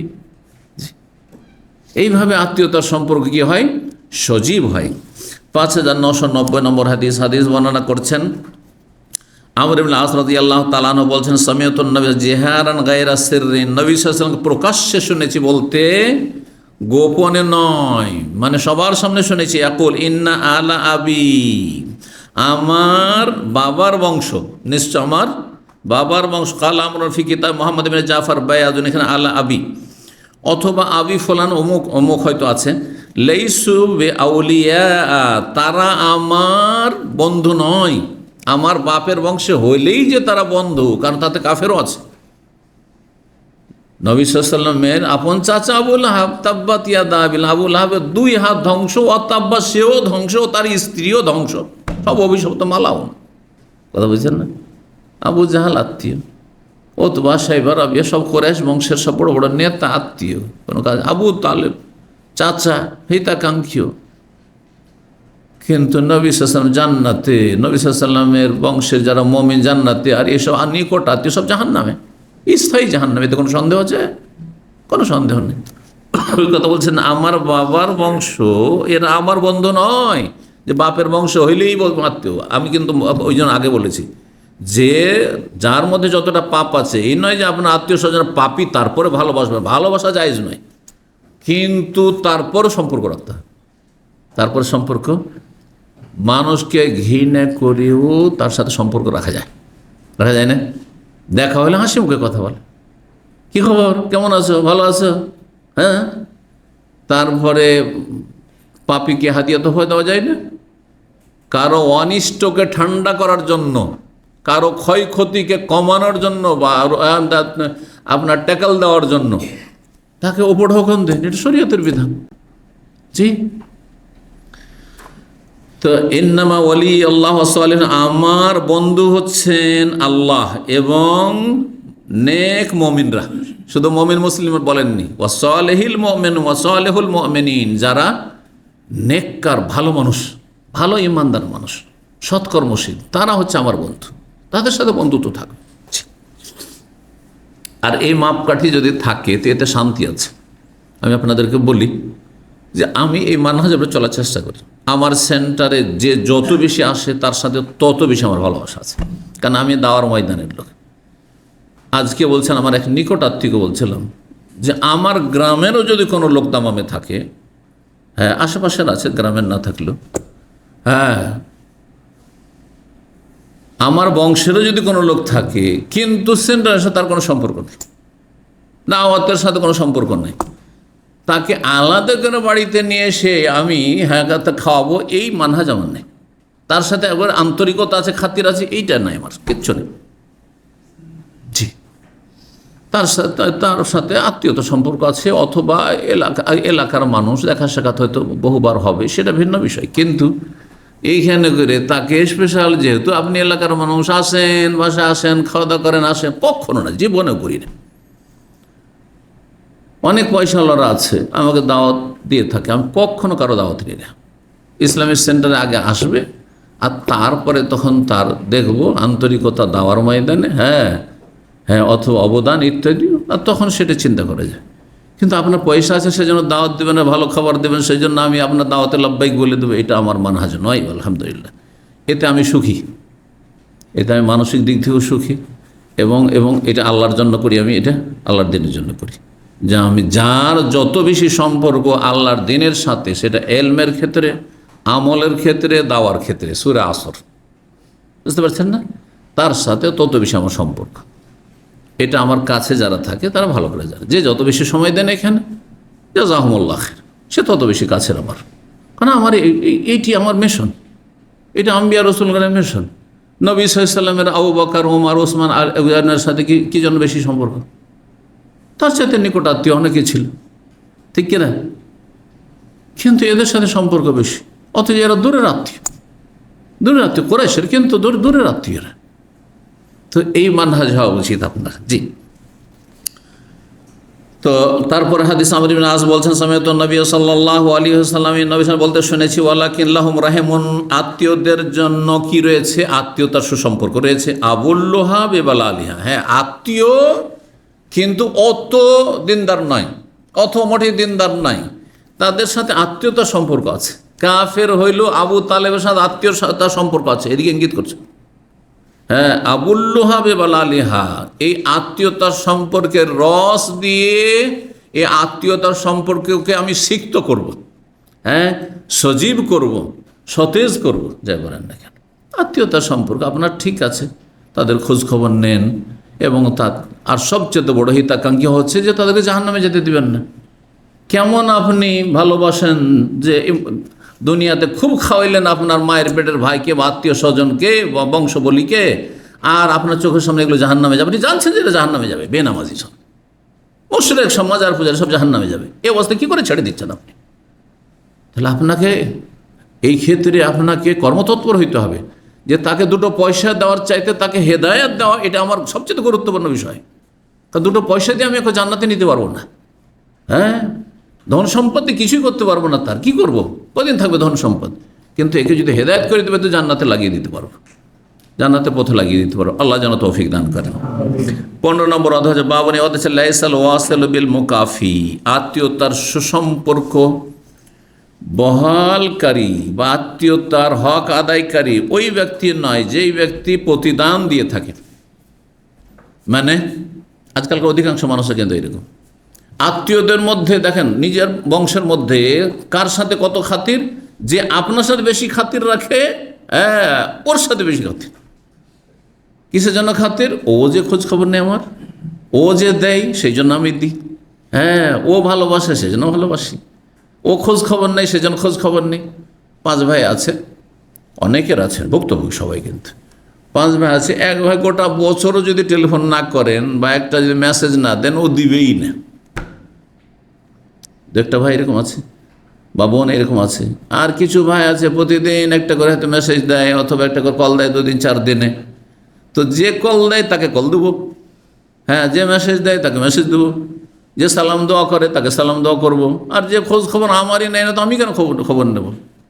অনেকে বলে থাকেন কতবার করব, আমি 2 বার নাই 3 বার করলাম, ও একবারও করে না, তো আমার লাভটা কি?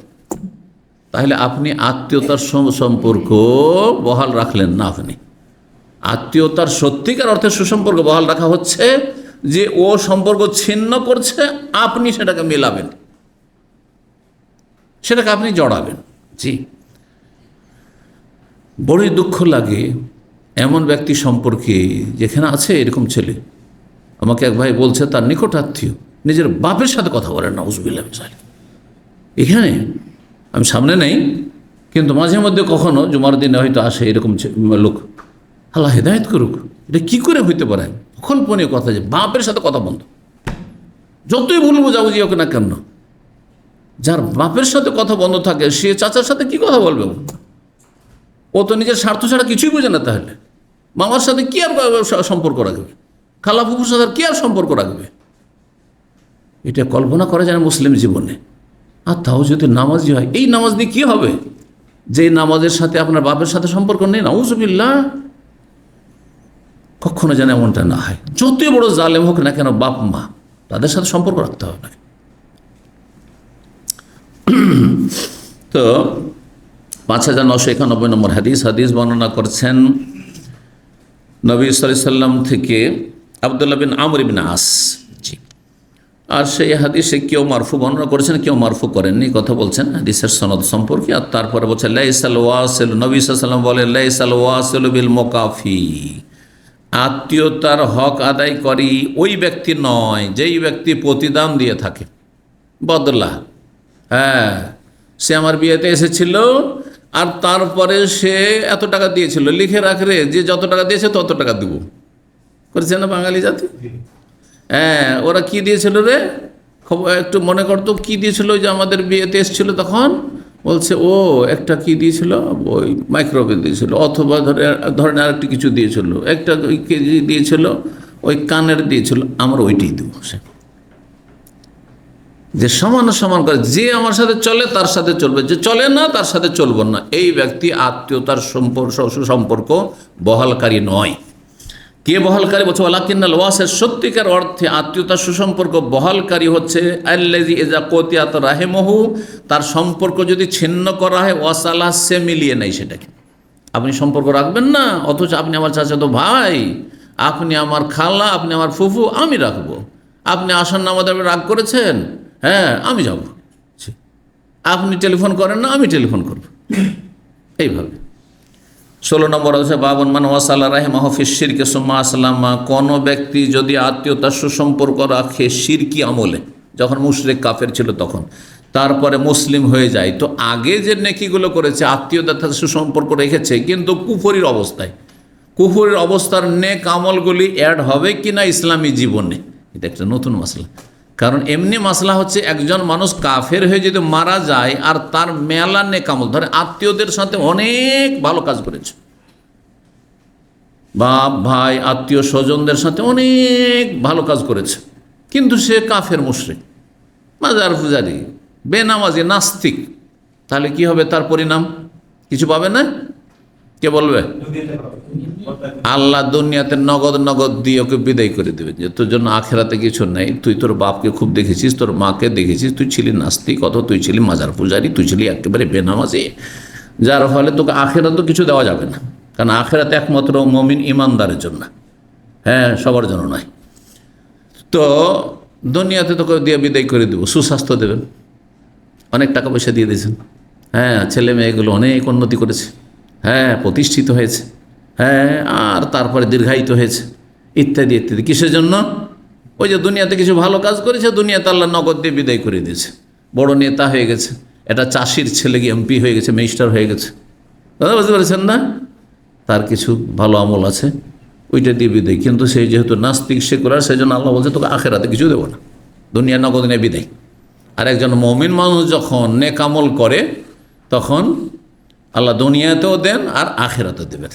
দুনিয়াতে দেওয়ার হাদিস পেলেন, রিজিক বৃদ্ধি হয় আর আয়ু বৃদ্ধি হয়, আর আখেরাতেও। এর মানে এই নয় যে দুনিয়াতে শুধু এটি পাবেন, আত্মীয়তার সুসম্পর্ক বহাল রেখে আর আখেরাতে কিছু পাবেন না, এটা ইবাদত।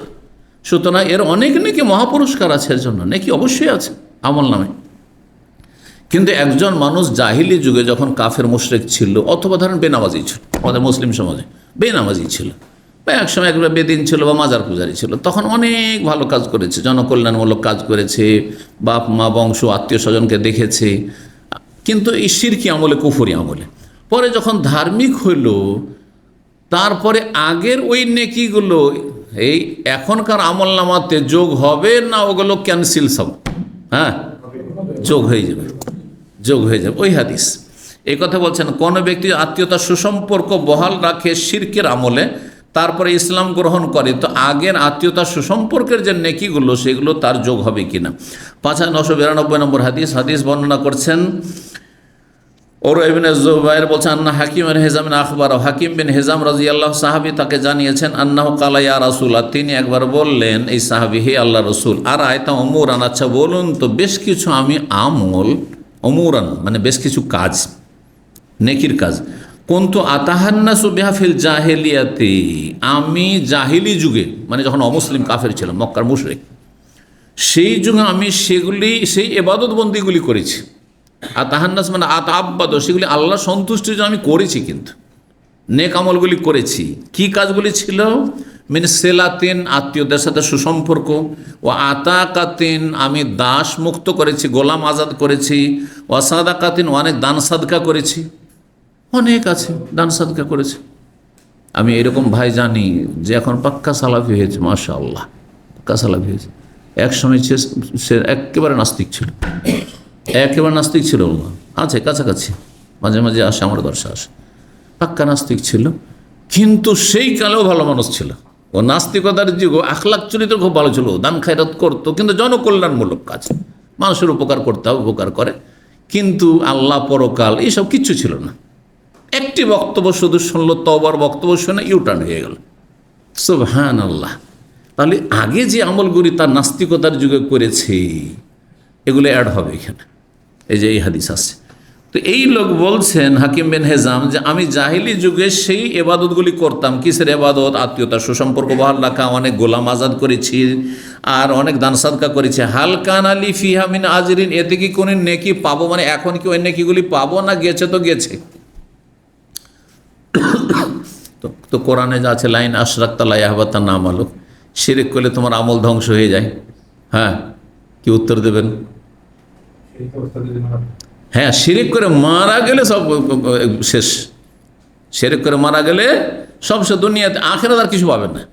কিন্তু শিরিক করেছেন, ইসলাম গ্রহণ করেছেন, আর তারপরে আগের যে আমলগুলি ছিল সেগুলি তখন সংযোগ হয়ে যাবে, ঠিকই এসে যুক্ত হয়ে যাবে আপনার এই মুসলিম জীবনের নেক আমলের সাথে।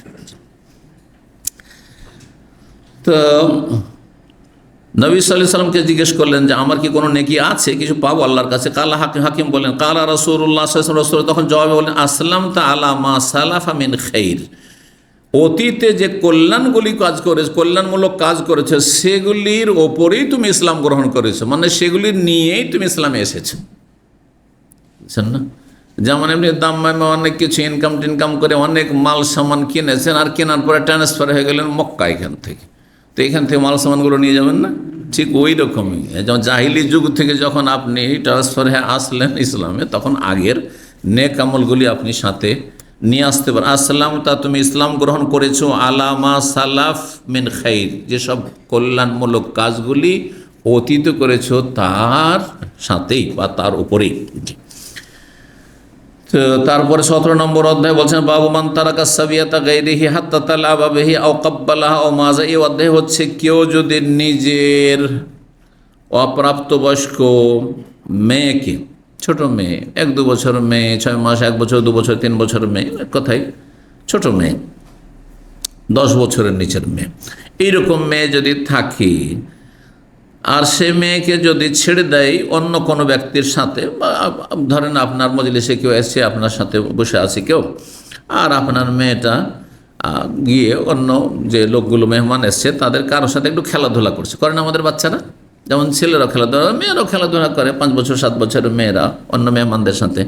হাতাতালাহি, যদি ওই ব্যক্তি যে এসেছেন তার সাথে খেলাধুলা করে, আও কাব্বালাহা, অথবা যেই ব্যক্তি অতিথি আপনার এসেছেন তিনি আপনার ওই মেয়েটিকে 5 বছর 3 বছর 4 বছর মেয়েকে যদি চুমু দেয়, আও মাজা, অথবা তার সাথে রসিকতা করে, হ্যাঁ, হাসি খুশি করে, তো এটা জায়েজ কিনা? জায়েজ, অসুবিধা নেই। এই ক্ষেত্রে কখনো নেগেটিভ চিন্তা করবেন না আপনি। তবে একটা জিনিস মনে রাখতে হবে যে সেই লোক চরিত্রবান কিনা। যদি জানে সে চরিত্রহীন, তাহলে এইরকম লোককে আপনি এরকম সুযোগ দেবেন না আপনি, বা এরকম মজলিস আপনি বসাবেন না, বা ওই মজলিসে আপনার ছেলে মেয়েকে আসতে দেবেন না আপনি। কথা বুঝতে পারছেন না?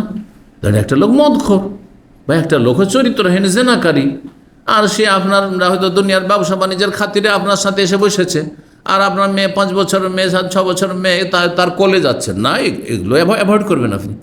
কিন্তু একজন ভালো মানুষ বা নামাজি মানুষ, দিনদার মানুষ, তারপর আল্লাহ পরকাল সম্পর্কে তার ভয় আছে, বাহ্যিক কোনো কাবিরে গোনা তার জীবনে নেই, যেমন আলহামদুলিল্লাহ যারা দিন শিখতে আসছেন, আর তার কোলে যদি আমাদের কারো বাচ্চা তার কোলে যায়, 5 বছর 7 বছরের ছেলে হোক আর মেয়ে হোক, তো অসুবিধা নেই, জায়েজ আছে।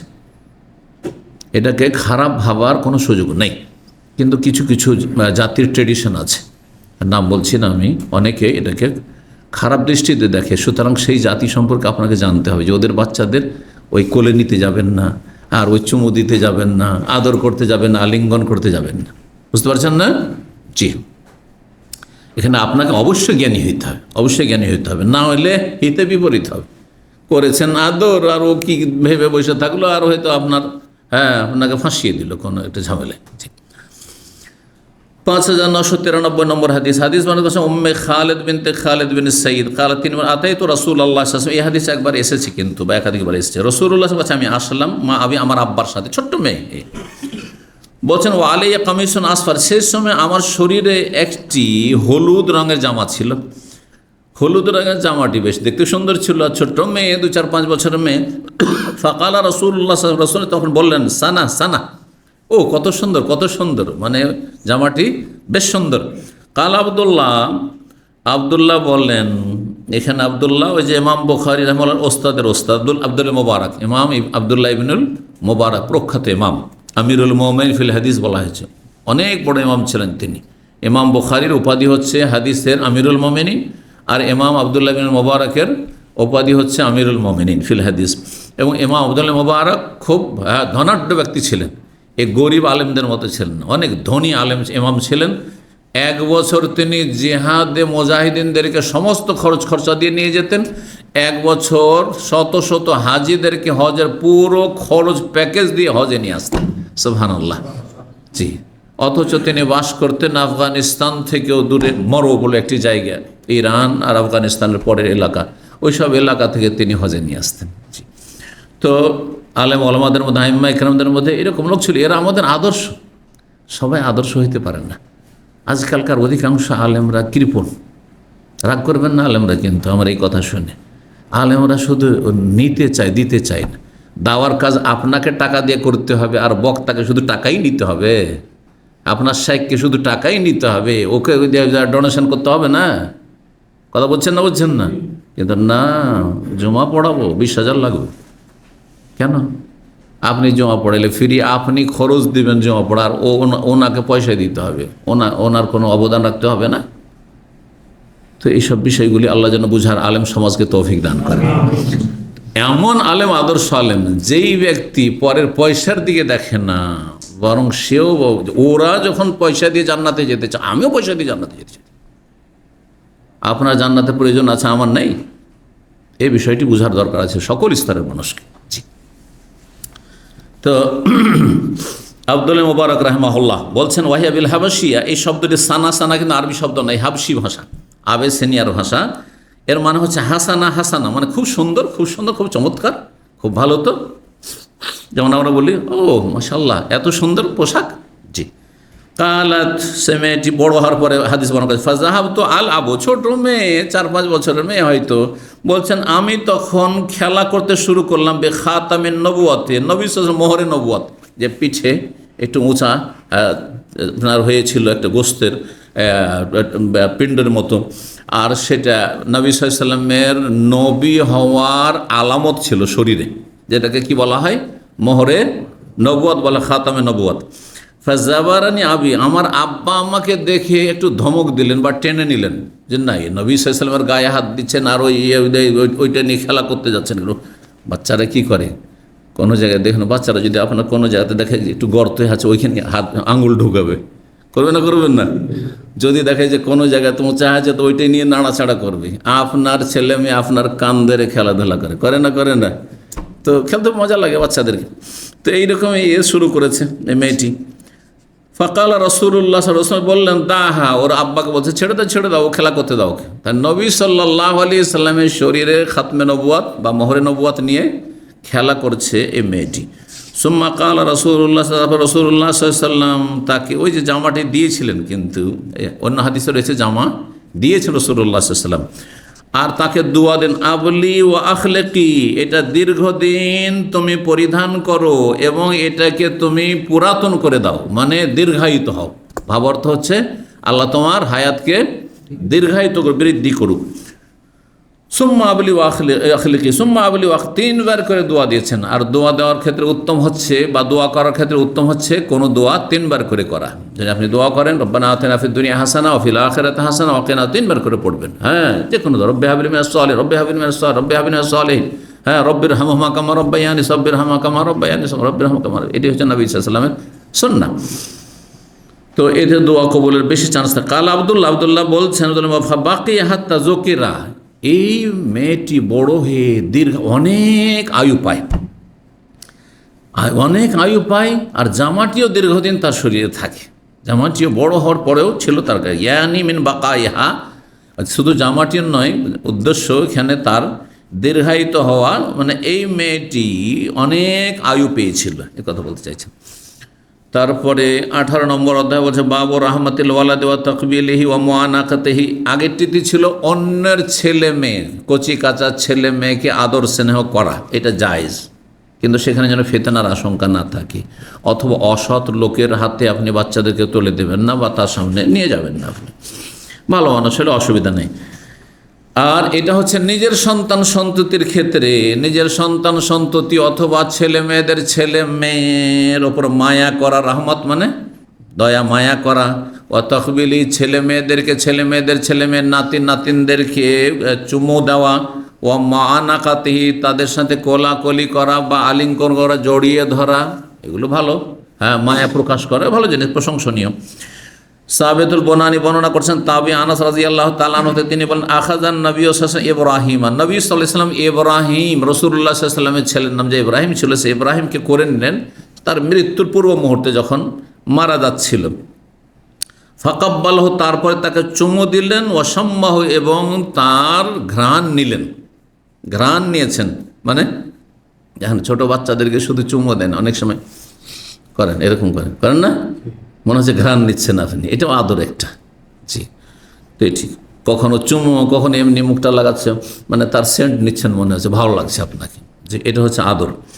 5994 নম্বর হাদিস বর্ণনা করছেন ইবনে আবি ইয়াকুব ইবনে আবি নম থেকে, আলা কুনতু শাহিদান লি ইবনে ওমর, আমি উপস্থিত ছিলাম আব্দুল্লাহ বিন ওমরের কাছে, ওয়া সালাহু রাজুলুন আন দামিল বাউজ, হজের মৌসুম ছিল, মেনার ঘটনা। আর আব্দুল্লাহ বিন ওমর রাদিয়াল্লাহু তাআলা আনহু অনেক বয়স পেয়েছিলেন, এবং সাহাবায়ে কেরামদের মধ্যে তিনি সবচেয়ে সিনিয়র তার যুগে সাহাবী ছিলেন। যখন তিনি দীর্ঘায়িত হলেন, অন্যান্য আরও যারা বড় বড় সাহাবায়ে কেরাম ছিলেন তারা মারা গেছিলেন। ইবনে ওমর রাদিয়াল্লাহু তাআলা আনহুকে এক লোক জিজ্ঞাসা করলো মাসলা, কি সম্পর্কে? এহরামের অবস্থা, আন্দামিল বজ, মশার রক্ত সম্পর্কে, যে যদি এহরাম অবস্থায় মশা মেরে দিই হ্যাঁ, তাহলে কি? অথবা মশার রক্ত যদি এহরামের কাপড়ে লেগে যায়, এই ধরনের মাসলা, ছোট একদম মাসলা জিজ্ঞেস করছে। কিসের রক্তের কথা? মশা, বাউজ মানে মশা, মশার রক্তের কথা। ফাকালা, তখন জিজ্ঞেস করল, মিম্মান আনতা, তুমি কোথা থেকে, মানে কোন দেশ থেকে এসছো, কোন অঞ্চলের মানুষ? ফাকালা, তখন সে বলল, মিন আহলিল এরাক, আমি এরাকের অধিবাসী, এরাক থেকে এসেছি। আর তার যে আক্ষেপ, দুঃখ ইরাকের কপটদের ওপর, গাদ্দারদের ওপর, যারা রাসূলুল্লাহ সাল্লাল্লাহু আলাইহি ওয়াসাল্লাম প্রিয় নাতি হুসাইন রাদিয়াল্লাহু তাআলা আনহুকে বস্তা ভরা চিঠির ওপরে চিঠি, চিঠির ওপরে চিঠি, আসেন আসেন আসেন, আপনি আসেন, আপনি আমাদের খলিফা হবেন, আর এই ইয়াজিদকে আমরা প্রতিহত করব, ইয়াজিদের বিরুদ্ধে আমরা লড়াই করব, তাকে তার শাসন ক্ষমতা চাই না, এই জালেমকে চাই না, ইত্যাদি সব কথা। কিন্তু যখন একটু ভয় ভীতি দেখানো হইল, তখন মুহূর্তের মধ্যে পাল্টিয়ে গেল। সন্ধ্যাবেলা ছিল হুসাইন রাদিয়াল্লাহর পক্ষে, আর রাতের অন্ধকারে সকালবেলায় হুসাইন রাদিয়াল্লাহু তাআলা আনহুকে কারবালায় তারাই খুন করেছিল, তারাই খুন করেছিল ইয়াজিদের সেনাবাহিনীতে সামিল হয়ে। এ হচ্ছে গাদ্দার। যখন খুন করলো এই ইরাকের লোকেরা, চোরের মায়ের বড় গলা, ওইটাই হয়েছে। তখন এখন জাতি তো বুঝবে যে খুন করেছে কে, ইরাকিরা, ওই শিয়ারা। তখন তারা মাতম করা শুরু করলো, হ্যাঁ, মাতম করা শুরু করলো, যাতে করে চোর ধরা না পড়ে, খুনি ধরা না পড়ে। আর এই মাতম এখন পর্যন্ত চলতে আছে, 10 মুহররমের মাতম চলতে আছে, বুঝতে পারছেন না? এই হলো অবস্থা, এটা হচ্ছে ঘটনা। খনি ওরাই, শিয়ারাই খুন করেছে। আর শিয়া মানে ওই ইরাকের যে ওই যুগের শিয়ারা, এদের পূর্বপুরুষরাই। জি। আর তখনকার ইরাক মানে অখণ্ড, ইরাক ইরান একটাই ছিল তখন, কিন্তু ইরাকের ভাষাও ফার্সি ভাষা ছিল। আর তারপরে সংকুচিত হয়ে ইরানের ভাষা ফার্সিতে গেছে, আর ইরাকের ভাষা মাতৃভাষা আরবি হয়ে গেছে, এটুকু শুধু পরিবর্তন হয়েছে। তো এই কথা শোনার পরে যে ইরাক থেকে এসছি, আর কিসের মাসলা জিজ্ঞেস করছে? মশার রক্তের কথা। মশার রক্ত যদি লেগে যায় তাহলে কি হবে, অথবা মশা যদি মেরে ফেলি এরম অবস্থায় তো কি হবে, কোনো কাফারা ফিদিয়া দিতে হবে নাকি, দম দিতে হবে? কালা অনুজোর এলা হাজার, দেখো দেখো একে দেখো, বৃদ্ধ মানুষ রাদিয়াল্লাহু তাআলা আনহু, ওমর রাদিয়াল্লাহু তাআলার ছেলে, সিনিয়র সাহেব বলছে, অনুজোর এলা হাজা, দেখো এই লোককে, ইরাকি লোকটিকে দেখো, ইয়াসালুন আন দামিল বাউজ, মশার রক্তের মাসলা আমাকে জিজ্ঞেস করছে। ওয়াকাদ কাতালু ইবনান নবী সাল্লাল্লাহু, অথচ নবী সাল্লাল্লাহু আলাইহি ওয়াসাল্লামের সন্তানকে হত্যা করেছে। আল্লাহু আকবার। তো নাতিকে সন্তান কোরআন হাদিসের ভাষায় বলা যায়। জি,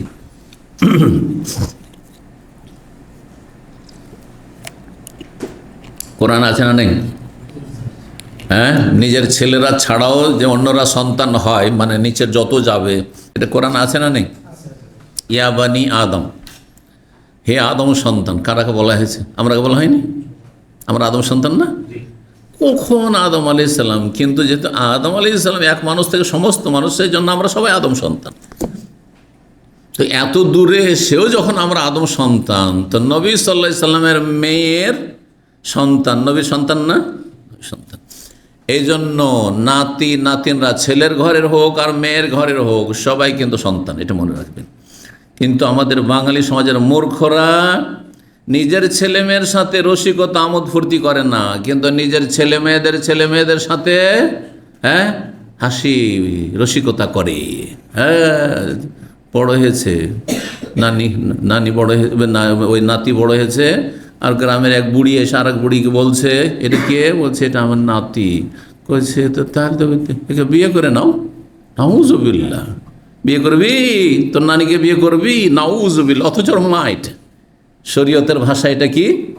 নানি হচ্ছে মা, দাদি হচ্ছে মা, আর নাতি ছেলের ঘরের নাতি, মেয়ের ঘরের নাতি হচ্ছে এগুলো ছেলে মেয়ে। বোঝা গেছে? এই জেহালাত, মূর্খতা দূর করতে হবে আমাদের মুসলিম সমাজ থেকে। হারাম কথা, কাবিরা গুনাহ এগুলো। জি। নবী সাল্লাল্লাহু আলাইহি সাল্লামের সন্তানকে খুন করেছে, তখন মাসলা জিজ্ঞাসা এরা করেনি, আর মশার রক্তের মাসলা জিজ্ঞেস করতে এসেছে। সামিয়াতুন নবী সাল্লাল্লাহু আলাইহি ওয়াসাল্লাম, আমি নবী সাল্লাল্লাহু আলাইহি ওয়াসাল্লামকে বলতে শুনেছি, হুমা রাইহানা তায়াফিনা দুনিয়া, এই দুটো, হাসান আর হোসেন আমার দুনিয়ার ফুল, এই দুটো। হ্যাঁ, সুগন্ধিময় ফুল। রেহানা এমন ফুলকে বলা হয় যাতে সুগন্ধি থাকে, সুগন্ধিময় ফুল। 5995 নম্বর হাদিস। হাদিস বর্ণনা করেছে মা আয়েশা রাদিয়াল্লাহু তাআলা আনহা, নবী সাল্লাল্লাহু আলাইহি ওয়াসাল্লাম সহধর্মিণী, তিনি বলছেন জাআত ইমরাতুন, এক মহিলা আসলো, মা ইবনাতানে, তার সাথে দুটো মেয়েকে নিয়ে, গরিব মহিলা ছিল, তাসআলুনি, আমার কাছে কিছু ভিক্ষা চাইতে। সাআলা মানে ভিক্ষা চাওয়া হয়, আর সাআলা মানে মাসলা জিজ্ঞাসা করা হয়, কিন্তু ক্ষেত্র বিশেষ একই শব্দের, তাহলে আপনার ক্ষেত্র বুঝতে হবে। আমি অনুবাদ করতে গিয়ে আমাকে জ্ঞানী হইতে হবে, না হয়তো ওই আর একটা অর্থ করে দিলে ভুল হয়ে যাবে এখানে, বুঝছেন না। তা সালনে, আমার কাছে কিছু চাইতে আসল, ফালাম তাজিদ ইনদি গায়রা তামরা ওয়াহিদা, কিন্তু আমার কাছে একটি খেজুর ছাড়া কিছুই পেল না, মানে বাড়িতে কিছুই নেই। আল্লাহু আকবার। মা আয়েশা রাদিয়াল্লাহু তাআলা আনহার বাড়িতে, নবী সাল্লাল্লাহু আলাইহি ওয়াসাল্লামের বাড়িতে একটি শুধু খেজুর আছে, চিন্তা করুন কী অবস্থা ছিল। তারপরেও তারা যে কত মানসিক শারীরিক দিকে সুখী ছিলেন, আর আজকাল রোগের শেষ নেই, হ্যাঁ, মানসিক অশান্তির শেষ নেই। আল্লাহ আমাদেরকে শান্তি দান করুন। শান্তি পয়সাতে নেই, শান্তি দুনিয়াতে নেই। জি, ফাতাই তো হা, ওই একটা খেজুরি দিয়ে দিলাম। ফাকাসামাত হা বাইনা ইবনাতে, ওই একটা খেজুর যে মায়ের হাতে তুলে দিলাম, তখন একটা খেজুর কাকে দিবে? নিজে খাবে না কোন মেয়েকে দিবে? তখন ওইটাকে দুভাগ করে, আধা আধি করে দুই মেয়েকে অর্ধেক অর্ধেক করে মা দিয়ে দিল। সুম্মা কামা, তারপরে সে দাঁড়িয়ে গেল, বসেছিল। ফাখার, তারপরে বাড়ি থেকে বেরিয়ে চলে গেল। তারপরে নবী সাল্লাল্লাহু আলাইহি ওয়াসাল্লাম বাড়িতে আসলেন। ফাহাদ্দাসতু, তখন এই ঘটনা বর্ণনা করলাম যে আজকে মায়ের মায়া দেখলাম, মাকে যে কত ক্ষুধা লেগে আছে চিন্তা করুন, কিন্তু ওই একটি খেজুর মুখে না দিয়ে ওই দুটো মেয়েকে আধখান আধখান করে ভেঙে, আধা আধি করে ভেঙে দিয়ে দিল। আল্লাহ, ঘটনা নবী সাল্লাল্লাহু আলাইহি ওয়াসাল্লামের কাছে বর্ণনা করলাম। মা আয়েশা বলছেন, ফাকালা, তখন বলেন মাইয়ালিহা মিন হাযিহিল বানাতে শাইআন, কেউ যদি এই মেয়েদের অভিভাবকত্ব করে, মানে দেখাশোনা করে, প্রতিপালন করে, মাইয়ালি যদি হয়, এখানে ইয়ালি আছে, অন্যের আছে মানব তুলিয়া মিন হাযিহিল বানাতে, কাউকে যদি আল্লাহ পরীক্ষা করেন এই কন্যা সন্তান দিয়ে। ছেলে সন্তানও পরীক্ষা, কিন্তু ছেলে সন্তানের চাইতে বেশি কঠিন পরীক্ষা হচ্ছে মেয়ে সন্তান। কারণ ছেলে সন্তানে আপনি ভবিষ্যতের মেলা চিন্তা করছেন, আমার বার্ধক্যের এটা লাঠি হবে, আমার ছেলেটা আমার সংসারের হাল ধরবে, সংসারটা চালাবে, বুড়ো হয়ে গেলে দেখাশোনা করবে। কিন্তু মেয়ে দেখাশোনা করবে সাধারণত এটা আশা করা যায় না, কারণ পরের ঘরে দিয়ে দিতে হবে, ঠিক কিনা। এই জন্য মেয়ের প্রতিপালনের বেশি ফজিলত রয়েছে। আল্লাহ যদি কাউকে পরীক্ষা করেন এই মেয়েদের কিছু দিয়ে, একটি মেয়ে দিয়ে, দুটি দিয়ে, তিনটি দিয়ে, ফাহসানা ইলাইহিন্না, তাদের সাথে সদ আচরণ করে, তাহলে মেয়েদেরকে আবার কি করতে হবে? আদর স্নেহ করতে হবে, ভালো প্রতিপালন করতে হবে, ইমান ইসলামী তরবিয়ত করতে হবে। আর যদি দুর্ব্যবহার করেন, ছেলে আছে মেয়ে আছে, ছেলেকে খুব আদর যত্ন করছেন না, মেয়েটাকে চোখে দেখতে পারেন না আপনি, তাহলে জাহান্নামে যেতে হবে। এ মেয়ে আপনার জাহান্নামের কারণ হয়ে যাবে, বুঝছেন না। মন চাই না, হ্যাঁ, তাহলে জাহান্নামে যেতে হবে। হয়তো খাওয়াচ্ছেন আপনি একটু মায়াতে, কিন্তু ছেলে কেন হইলো না, মেয়ে কেন হইলো, মনটা চাই না, আমার মন অসন্তুষ্ট, জাহান্নামে যেতে হবে। জি, আল্লাহ যদি পরীক্ষা ফেলেন মেয়ে দিয়ে, আর তাদের সাথে সৎ ব্যবহার করেন, তাদের ভালো প্রতিপালন করেন, কুন্নাল্লাহু সিতরা মিনান নার, তাহলে এ মেয়েগুলি তার জাহান্নামে যাওয়া থেকে প্রতিবন্ধক হয়ে দাঁড়াবে। আল্লাহু আকবার। জাহান্নামের সামনে, আল্লাহর সামনে দাঁড়াবে যে আল্লাহ আমার আব্বাকে জান্নাতে নিয়ে যাবো, জাহান্নামে নিতে দেবো না, আমার মাকে জাহান্নামে নিতে দেবো না। জি, এই ফজিলত রয়েছে। 5996 নম্বর হাদিস। হাদিস বর্ণনা করেছেন আবু কাতাদা, তিনি বলছেন নবী সাল্লাল্লাহু আলাইহি ওয়াসাল্লাম বেরিয়ে আসলেন একবার মসজিদে, আর ওমামা বিনতে আবুল আসের মেয়ে ওমামা, নবী সাল্লাল্লাহু কে ছিল? হ্যাঁ, কে বলতে পারে? আবুল আসের মেয়ে ওমামা আলা আতিকিহি, নবী সাল্লাল্লাহু আলাইহি ওয়াসাল্লামের কাঁধের ওপর ছিল, কাঁধে করে নিয়ে আসছে। ফাসাল্লা, ওকে কাঁধে নিয়ে নামাজ পড়েন, হ্যাঁ, কাঁধে নিয়ে এভাবে বসিয়ে হোক আর এই কাঁধে একদিকে হোক নিয়ে নামাজ পড়লেন। ফাইজা রাখা, যখন রুকু যেতেন তো কাঁধে রাখবেন কেমন করে, পড়ে যাবেন না, তখন পাশে রেখে দিতেন। ওয়াইজা রাফার, যখন দাঁড়াতেন আবার কোলে নিয়ে কাঁধে উঠিয়ে নিতেন। এইভাবে নামাজ পড়েছেন। কে ছিলেন তিনি? হ্যাঁ, নবী সাল্লাল্লাহু আলাইহি ওয়াসাল্লামের হ্যাঁ নাতিন, হ্যাঁ নাতিন, হ্যাঁ, বড় মেয়ে জায়নাব, মেয়ে জায়নাবের স্বামী হচ্ছে আবুল আস, খালাতো ভাই, কিন্তু খালাতো ভাইয়ের সাথে বিয়ে দিয়েছিলেন। জি, আরবদের মধ্যে আত্মীয়দের মধ্যে বিবাহ শাদীটার প্রচলন বেশি, এখনও আছে, তখনও ছিল। তো খালাতো ভাই বোনে বিয়ে হয়েছিল। এই আবুল আস ইবনে রবি পরে ইসলাম গ্রহণ করেছেন, কিন্তু আগে ইসলাম গ্রহণ দীর্ঘদিন করেননি। বদর যুদ্ধে বন্দী হয়ে এসেছিলেন। তো কাঁধে করে নিয়ে নাতিনকে নিয়ে সালাত পড়েছেন। এটা কি প্রমাণ করে? হ্যাঁ, নাতিনদের মায়া মমতা করা, ভালোবাসা, স্নেহ, আদর করা প্রমাণ করে। এই জন্য হাদিসটি নিয়ে এসেছেন। 5997 নম্বর হাদিস বর্ণনা করেছেন আবু হুরায়রা রাদিয়াল্লাহু তাআলা। তিনি বলেন, রাসূলুল্লাহ সাল্লাল্লাহু আলাইহি ওয়াসাল্লাম একবার চুমন দিলেন হাসান বিন আলীকে, বড় নাতিকে। হাসান বড় ছিলেন না হুসেন বড় ছিলেন? হাসান বড় ছিলেন, মনে রাখবেন। ওয়াইন্দাহুল আকরা, সেই সময় নবী সাল্লাল্লাহু আলাইহি ওয়াসাল্লামের সামনে আকরা বিন হাবেস তামিমি বংশের এক লোক বসেছিল। আর এ ছিল বেদুইন, যাযাবর, সভ্যতা দূর থেকে দূরে, শহরের লোক না। ফাকাল আকরা বল দেখে অবাক হইলেন যে নবী সাল্লাল্লাহু আলাইহি সাল্লাম চুমু দিচ্ছেন নাতিকে, আমি তো জীবনে চুমু দিই না। হ্যাঁ, অনেকে মনে করে ছেলে মেয়েদেরকে বেশি আদর করা মানে দুর্বলতা। এটি কেমন থাকতে হবে? মিলিটারির মেজাজ রাখতে হবে। বাড়িতে ঢুকলে মিলিটারির মতো হয়ে যান। কথা বুঝতে পারছেন না? ছেলে মেয়েদের সময় যদি এইরকম করেন, আপনি স্ত্রীর সামনে এইরকম করেন, তাহলে ভয় পাবে না? পাবে না?